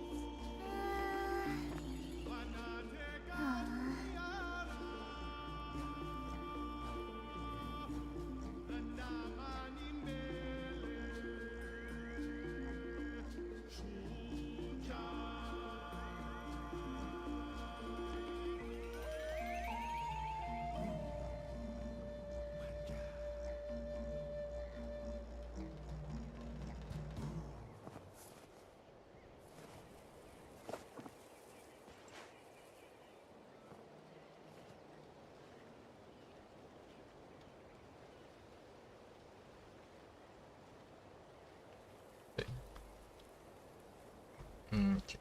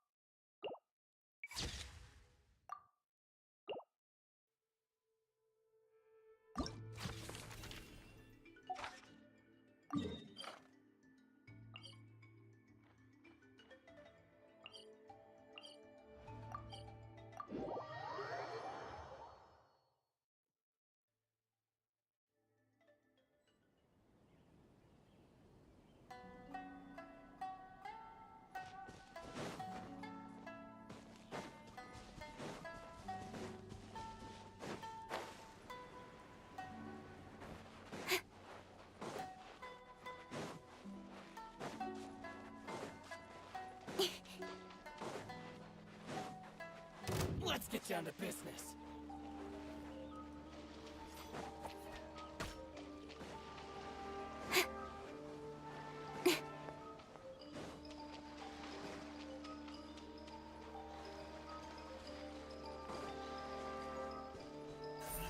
Don't blink! Hey!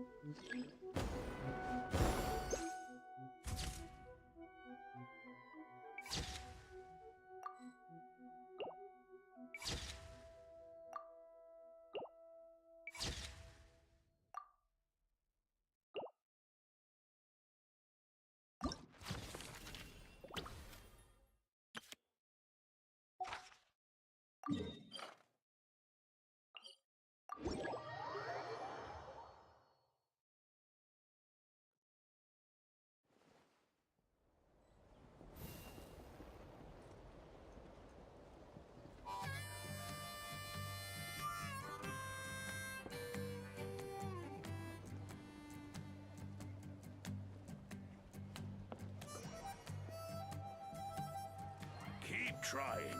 You got this. Well, not yet, but you will.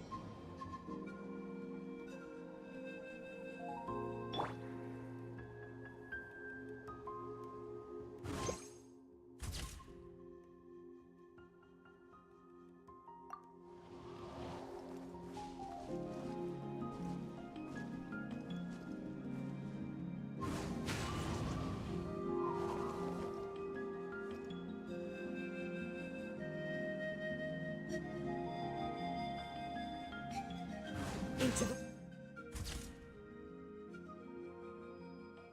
wind.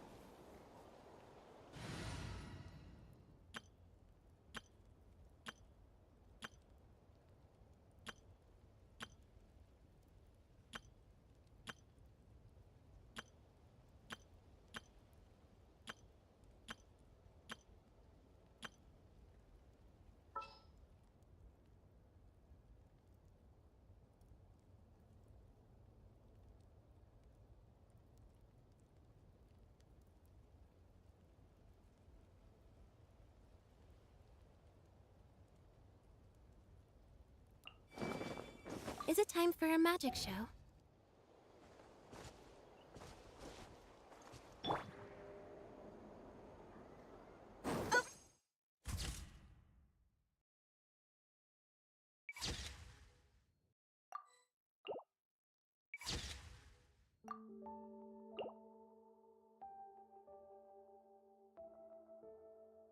Here.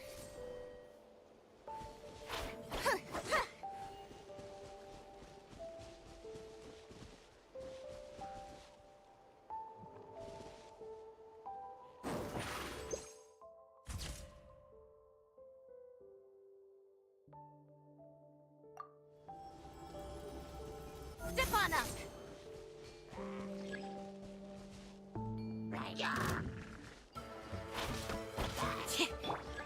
One with nature.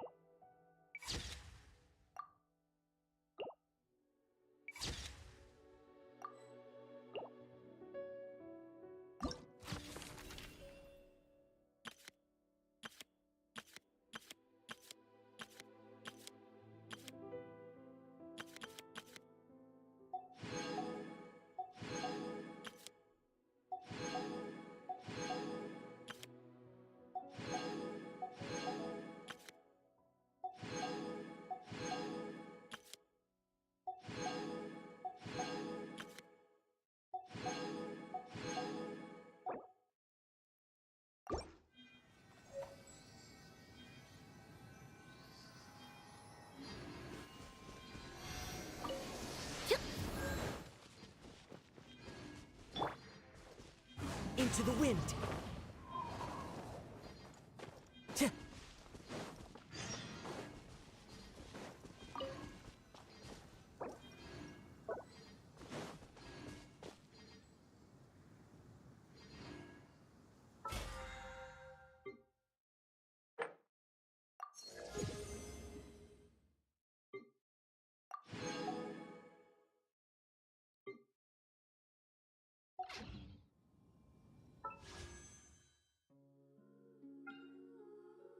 Give me the loop, come on.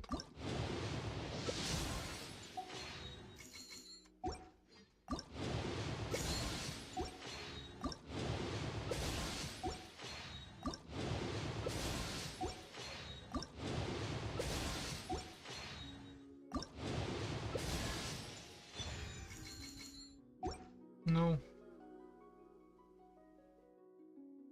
Artificial is official. So that's quite nice. 17 volts.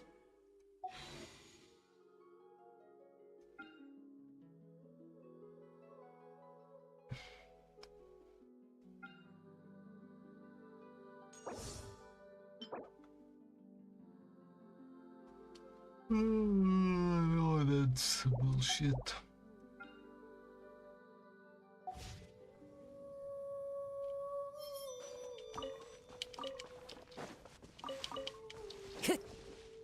Look at that.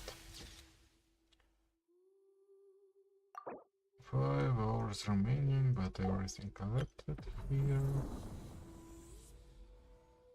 It takes 5 hours. And this requires quick start 50 days.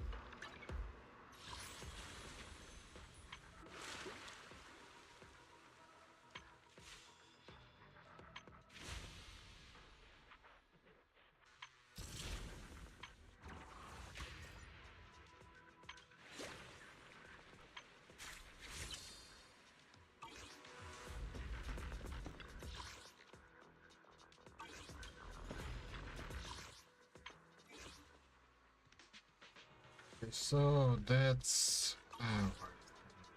yeah. Almost.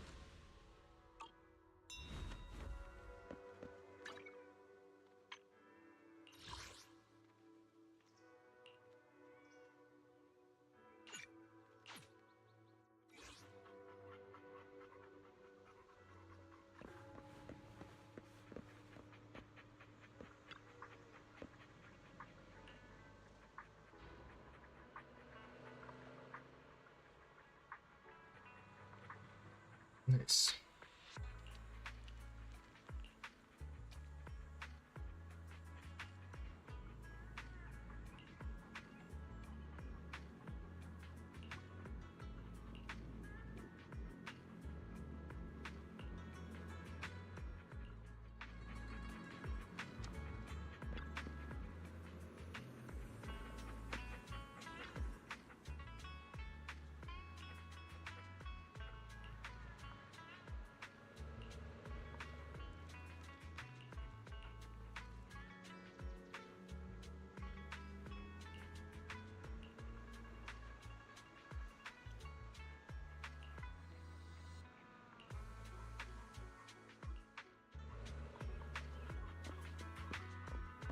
Might be.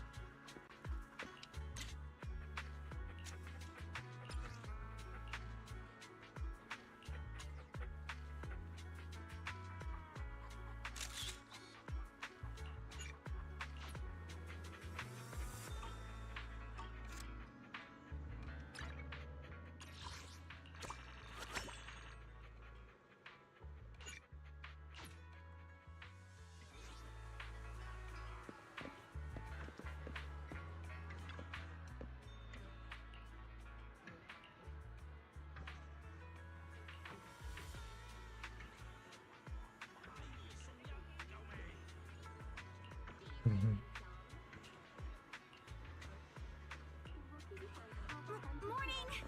What's your plan for Lumidor today? We've got the latest exploration tools in stock. The super useful kind. I think...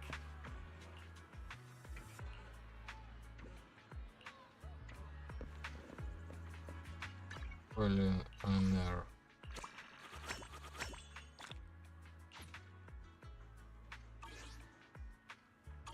Okay, now.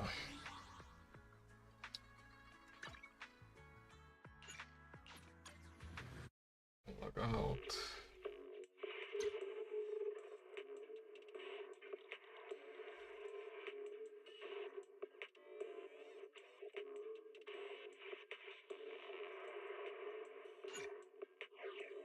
Energizing combo sets.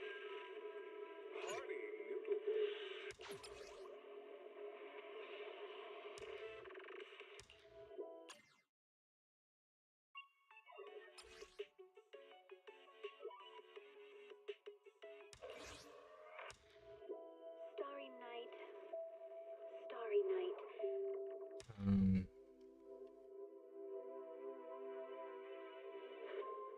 Okay, what's my friends looking for?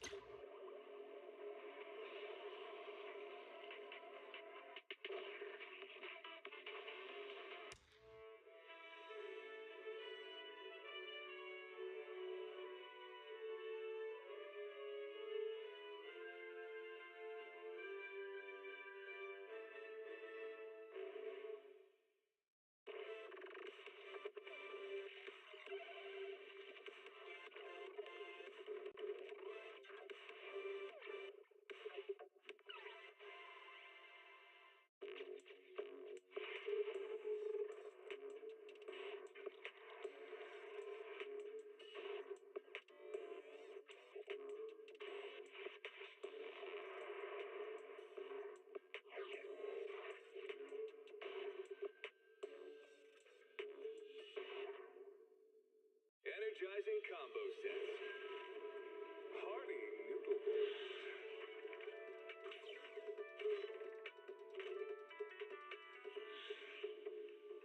Waterfall soup.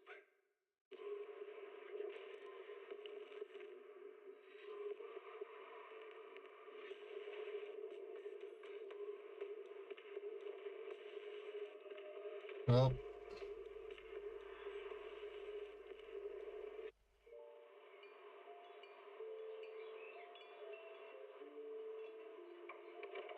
Morning, Mr. Rob.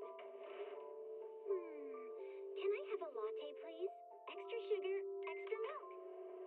With all those edges and that sturdy look, Mr. Rob might seem a bit cold and standoffish, but he's actually paying attention, quietly noting down what each of us prefers. Bet there's a tender heart ticking away under that metal shell. Makes you wonder, huh?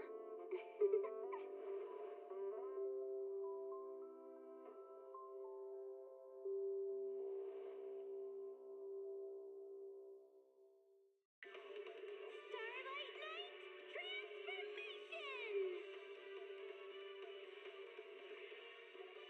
It's a promise. Let's protect our home together. A falling star deserves no home. For Starlight Knight, home lies with the wishes of the people. Keep the call with your innermost desires. Advance without fear. Navigate as your heart dictates. Сейчас не может ответить. Power. Perfect execution.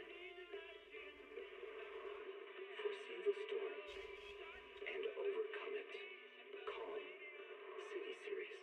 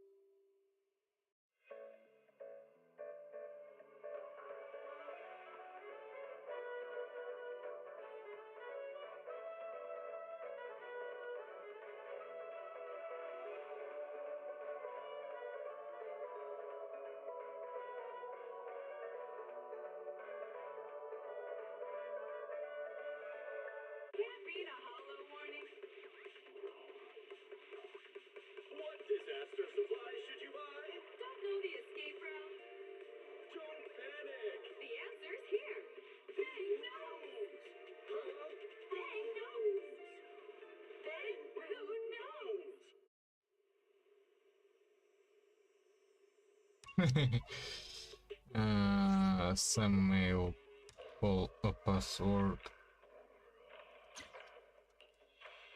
means that I was able to log in. Oh God.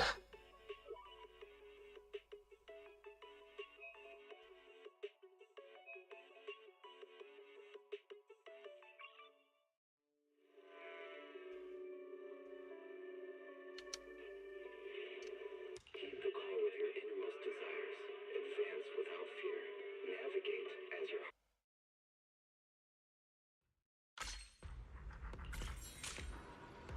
6 days remaining, dude, what the fuck?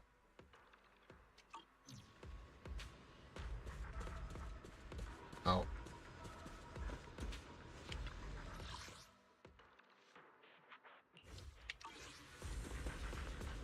There you go.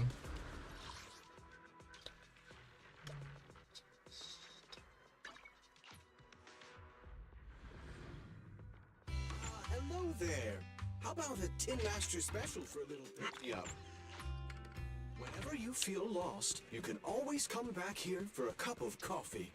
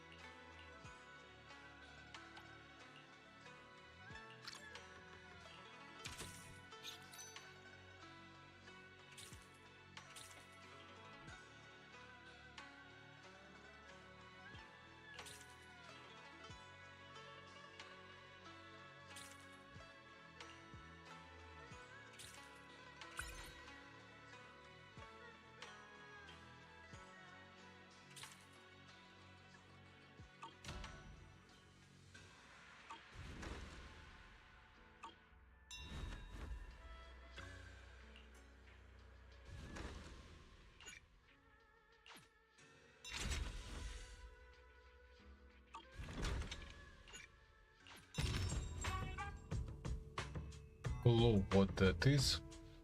So it's not.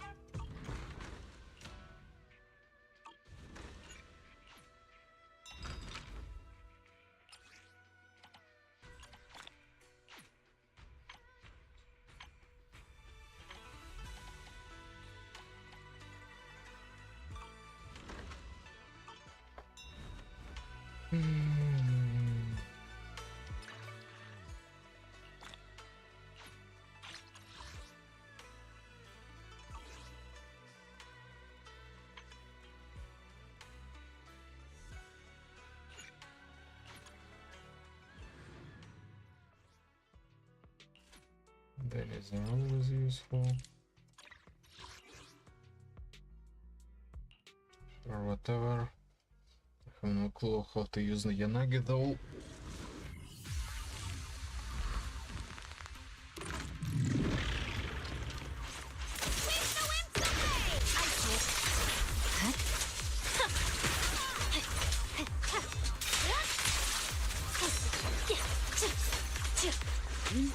Keep your eyes open. Okay.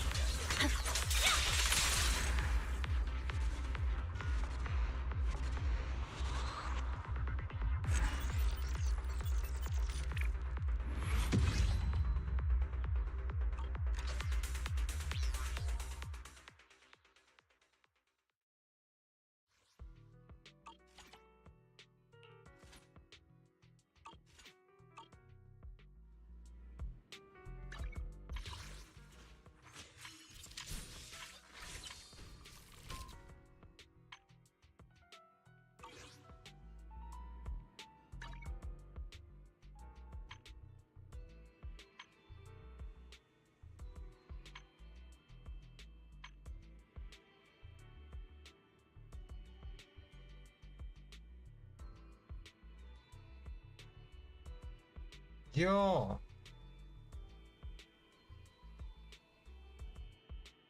Progress 0 out of 9.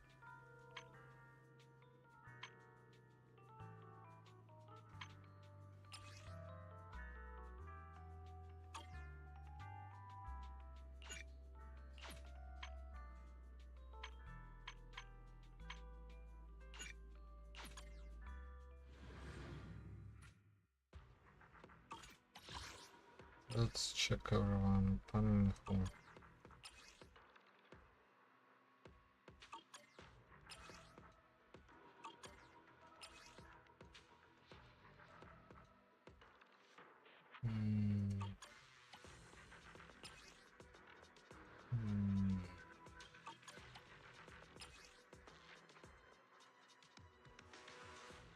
Yeah, you should upgrade Nicole.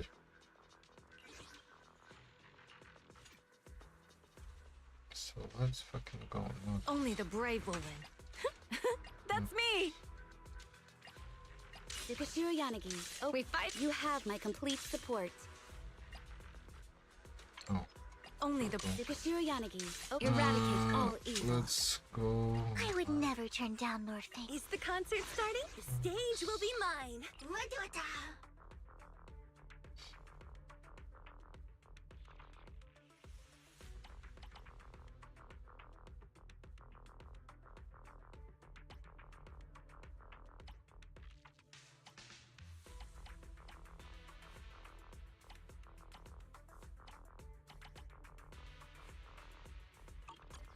Okay, you then.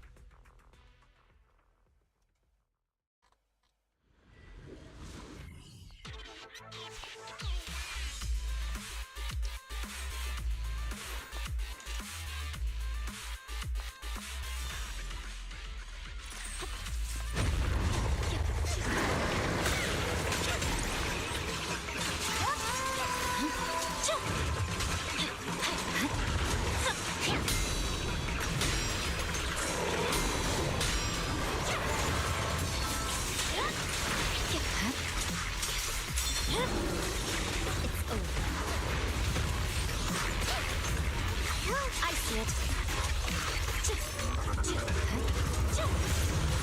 Oh, for Lord Fate.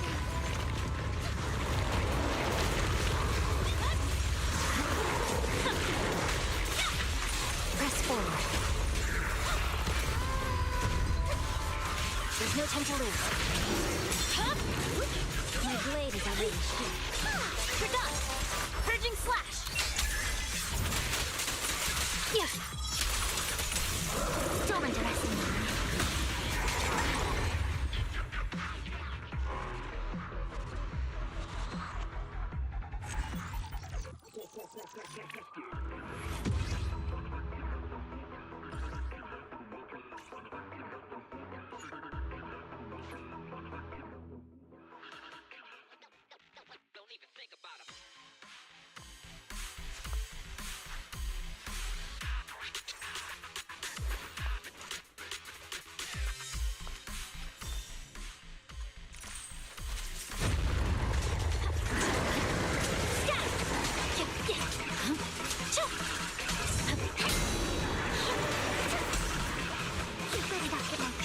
No time to lose.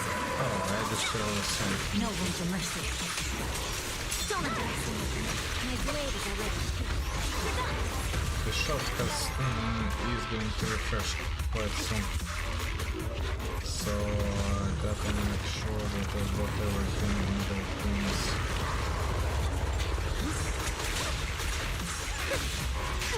I see it.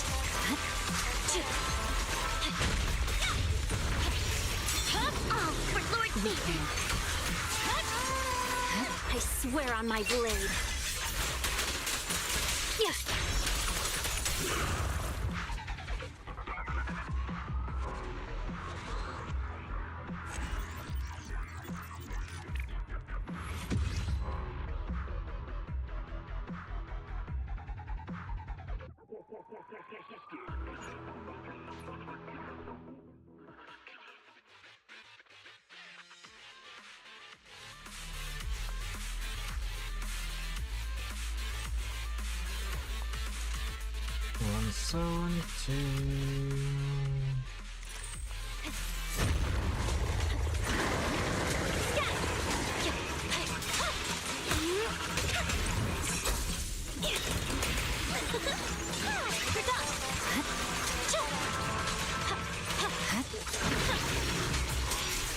Don't underestimate me. It's over. I see it. Scatter!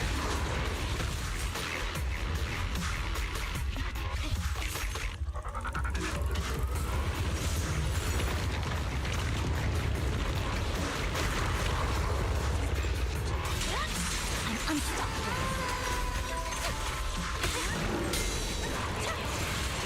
Blade. Oh, for Lord Satan! My blade is already Purging slash!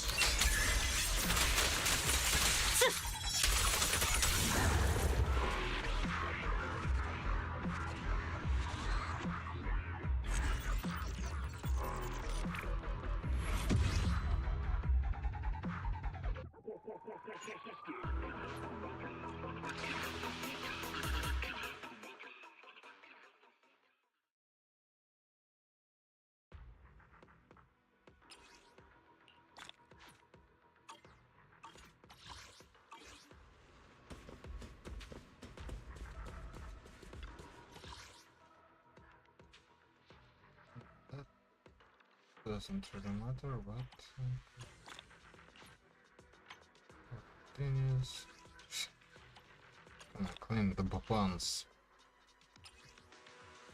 I suppose Dennis. Let's write it.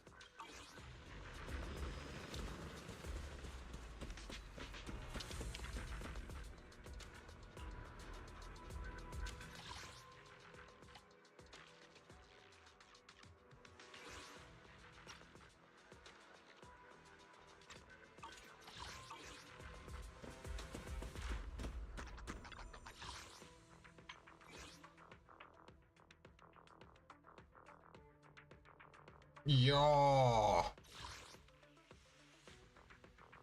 dude, come on.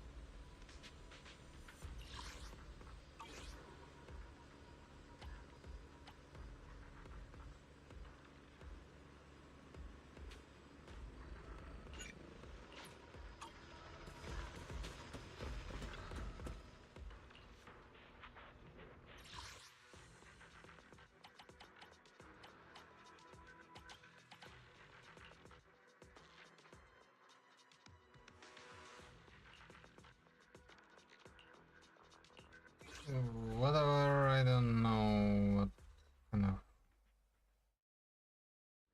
stuff he use.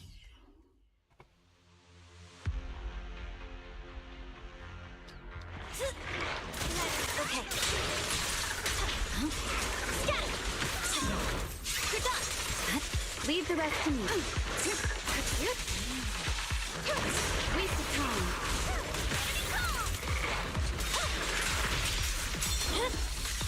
It's over.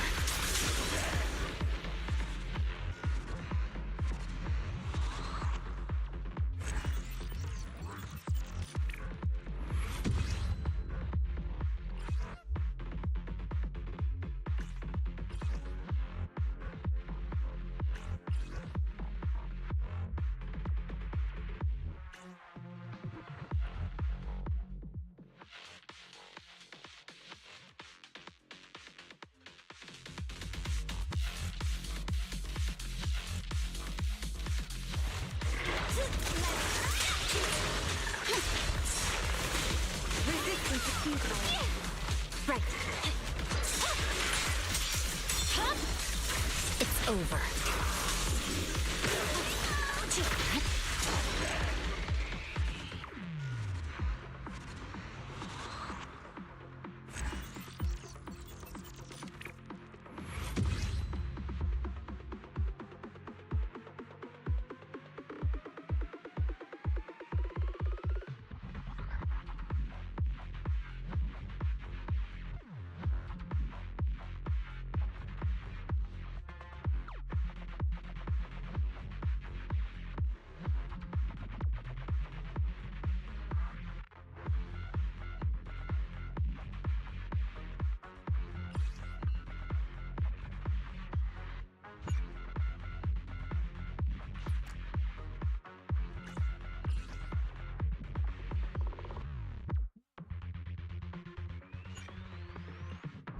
That might be good or might not.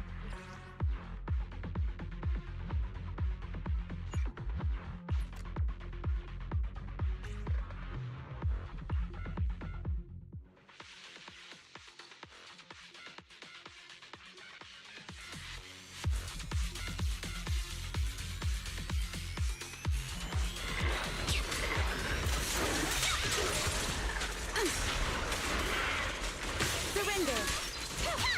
Okay.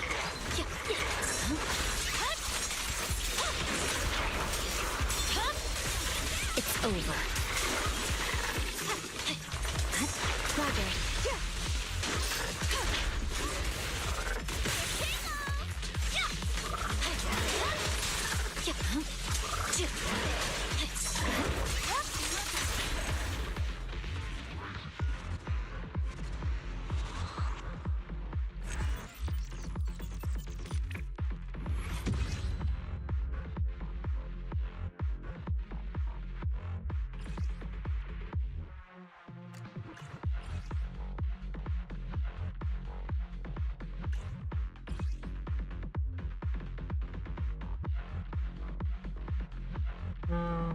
Okay.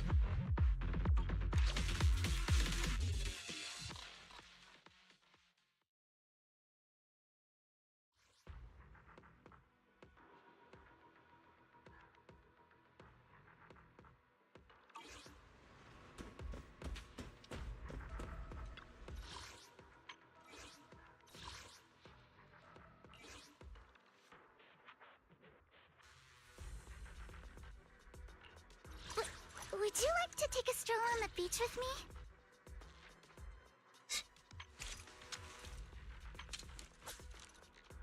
Let's do something summery together. Oh, but no... You have my complete support.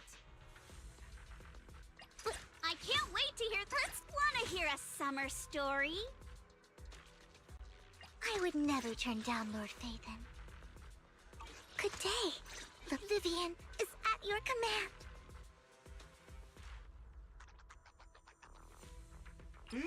Madonna!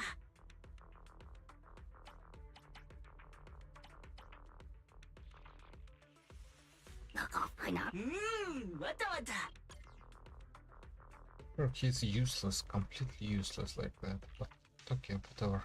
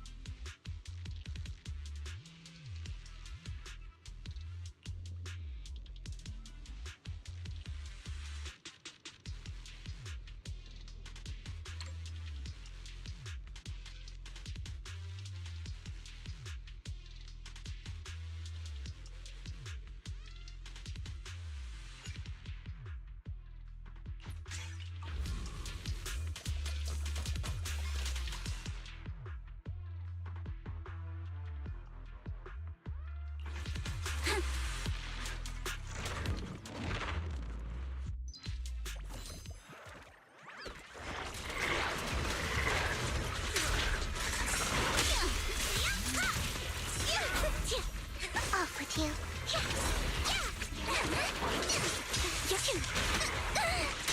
Feel the rhythm of the waves. Blinky strikes to score.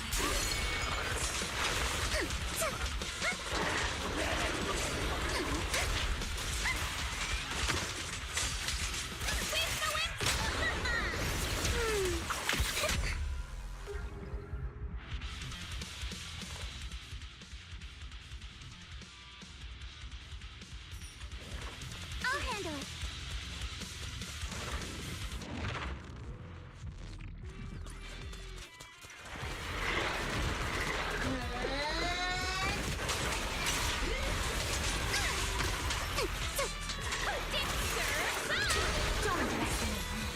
I'm all yours,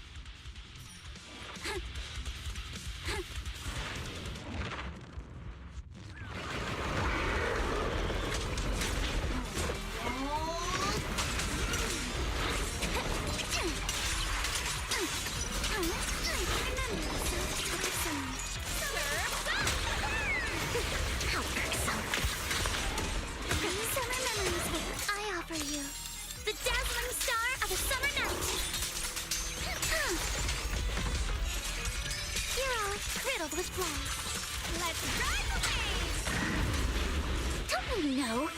It might try skirting the way.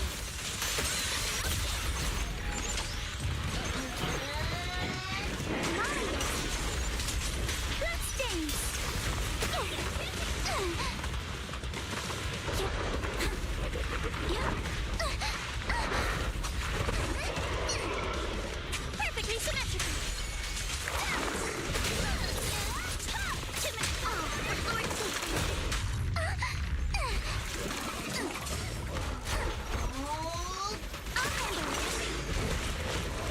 Feel the rhythm of the waves. Solidus at the beach, Alice Timefield is unstoppable. Corruption! Got a summer surprise! Here to sign for it?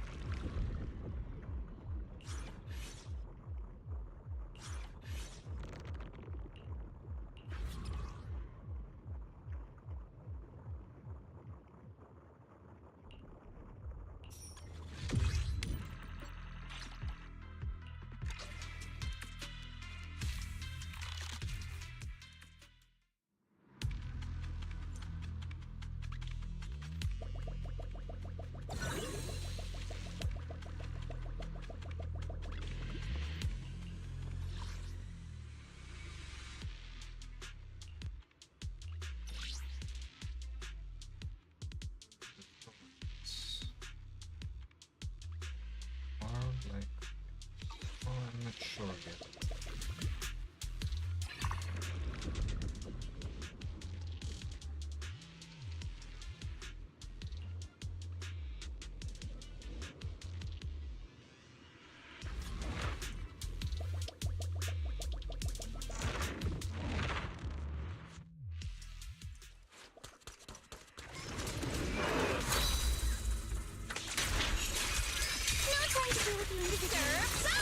Don't underestimate me. Who dares hurt us?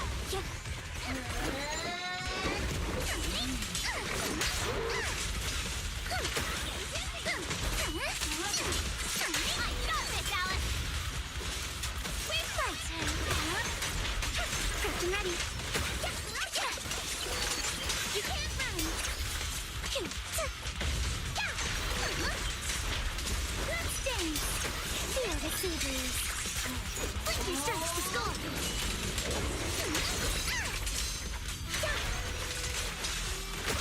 A sword technique for summer nights. You can't run.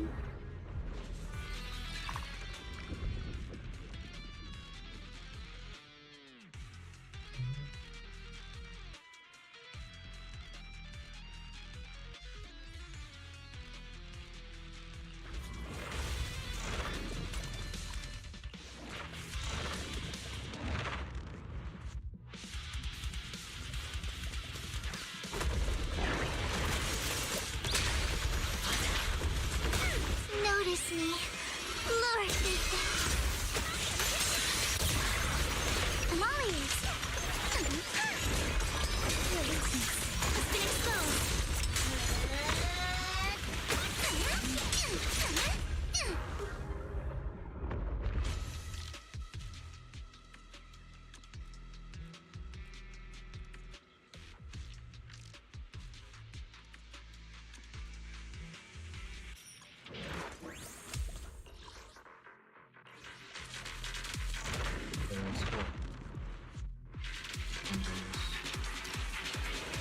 In the name of summer, I won't lose.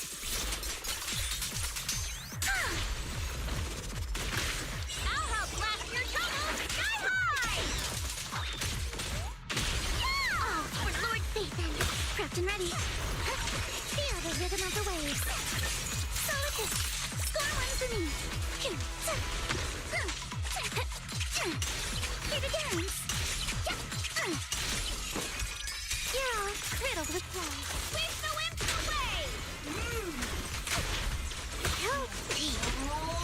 Don't underestimate them.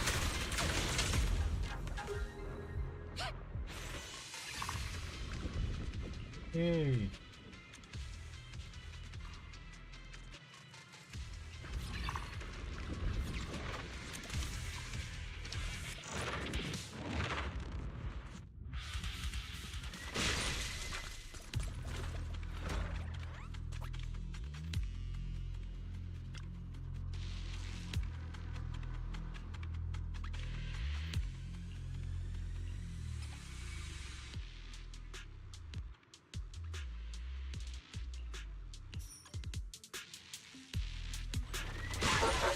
Any last words?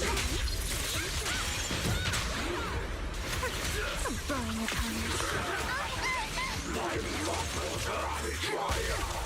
Feel the sweetness. Sir? Get back with my trust. Who dares get between me and Lord Phaethon?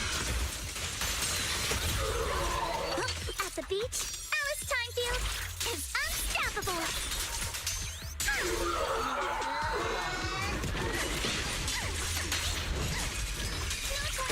Individually. Apologies.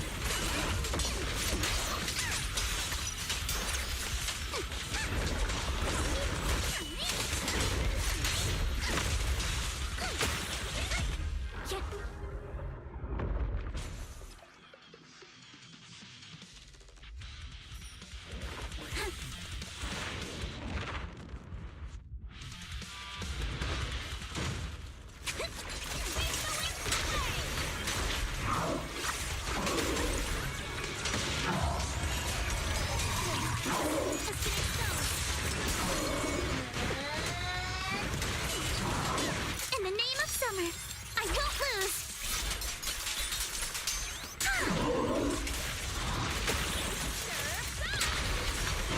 Don't let me know. Hit my dress dirty and you'll pay.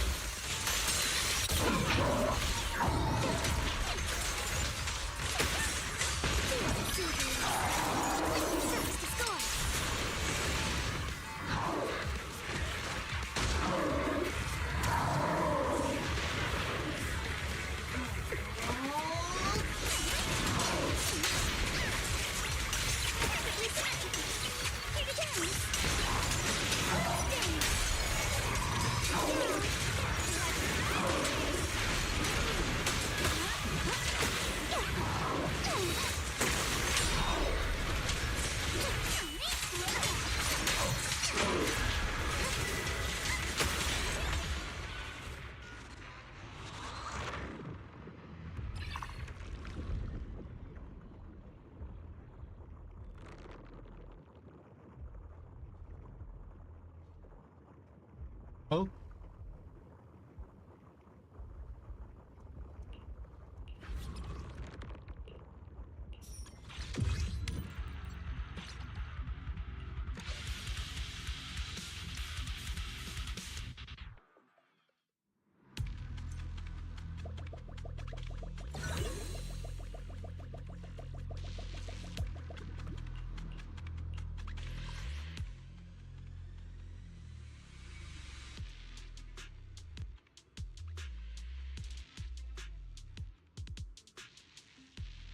Let's just go to the left.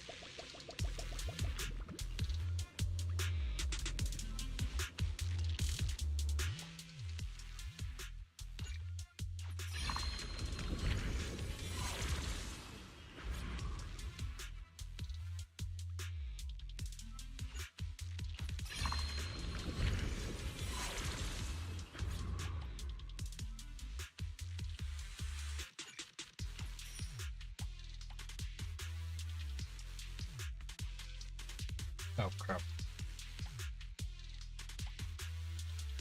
Should have bought this one.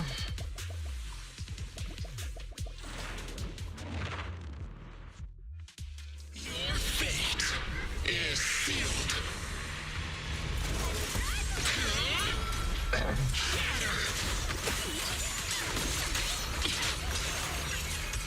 Not going to do with me.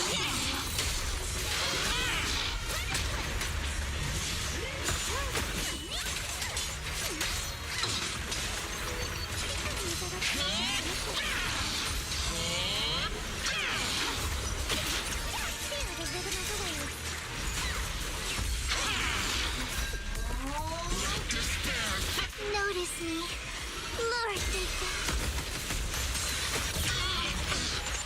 I offer you the dazzling star of a summer night.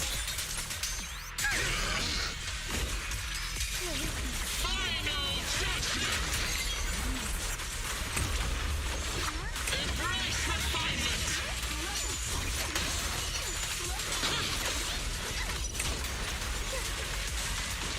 Judgment. Time for execution.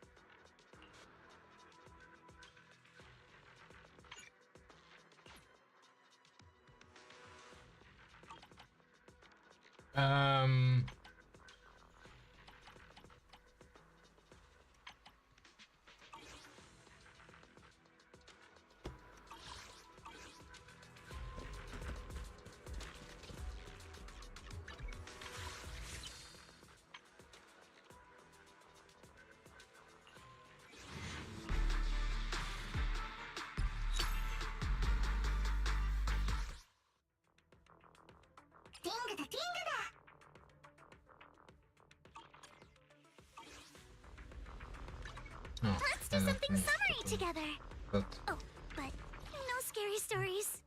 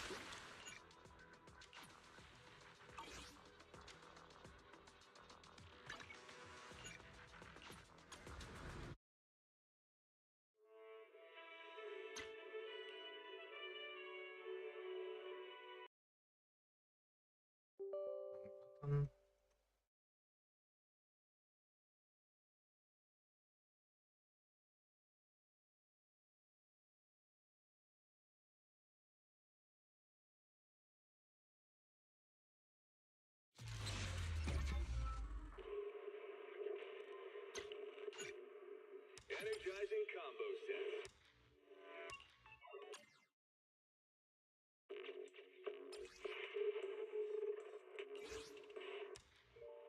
come on.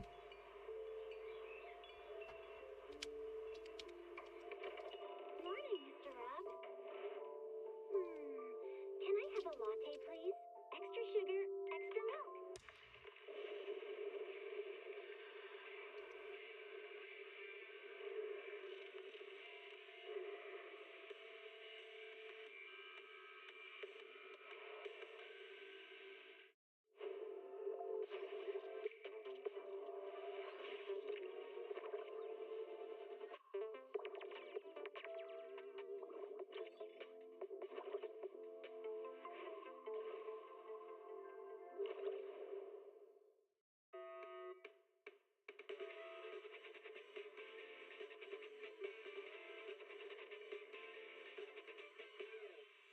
man.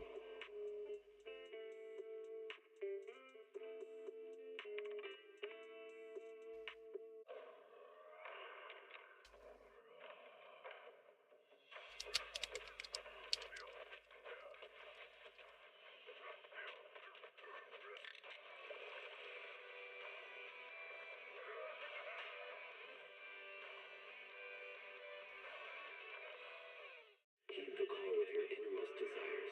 Advance without fear. Navigate as your heart dictates. Robust power.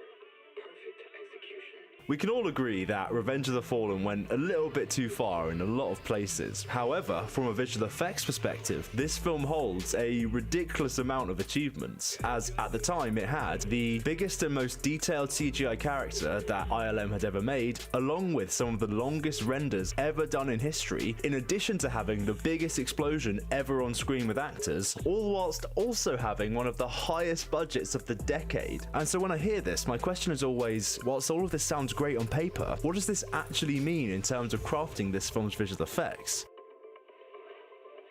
Well, basically, this entire film was just director Michael Bay's attempt to outdo the previous film at all costs. And so whilst you might think he achieved this through the film's massive characters or giant set pieces, it turns out that a lot of this success was actually much more due to the very small steps that the filmmakers took, and how all of these subtly combined together to make this film a ridiculous technical achievement that pushed filmmaking further than perhaps any other movie in the last few years. And so that's why, to explore these bigger achievements, we're going to break down the brilliance of each of these smaller steps and then use all of that to ask the big question, which is that, in pursuit of outdoing himself, did Michael Bay go too far with this film and start to lose track of what made the first one so special, therefore causing this film and its sequels to have all of these strange, kind of unnecessary little issues? So, to explore this and more, literally just fart for no reason as we dive into the visual effects of Revenge of the Fallen. So, before we get into how this film specifically went out of its way just to outdo its predecessor, to lay the groundwork for this, let's begin with how the general production of Revenge of the Fallen compared to Transformers 2007.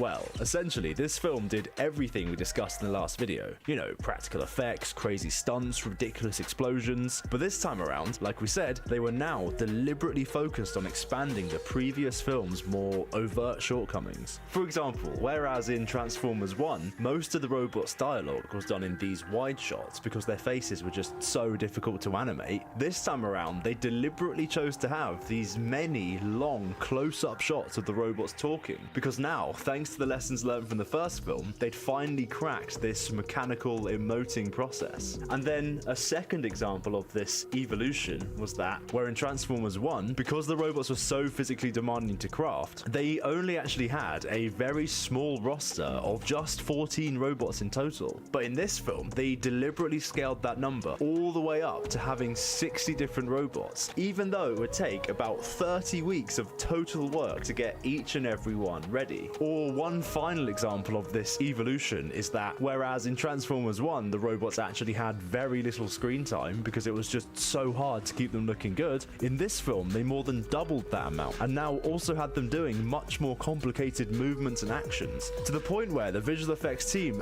actually said that the easiest shots to do in this film were the hardest ones to do in the previous. But now, for clarity, because I didn't want to retread on the same ground as my last video, I kind of just brushed over a lot of those achievements and made it sound like they just did them without any problems. But of course, each of them was a very ambitious goal that all came with their own problems. And so, to set the stage, here's Michael Bay explaining just how challenging this film's visual effects were. My one freak out came and I called the producer at ILM and I said, Wayne, any director right now would want to blow their effing head off, right?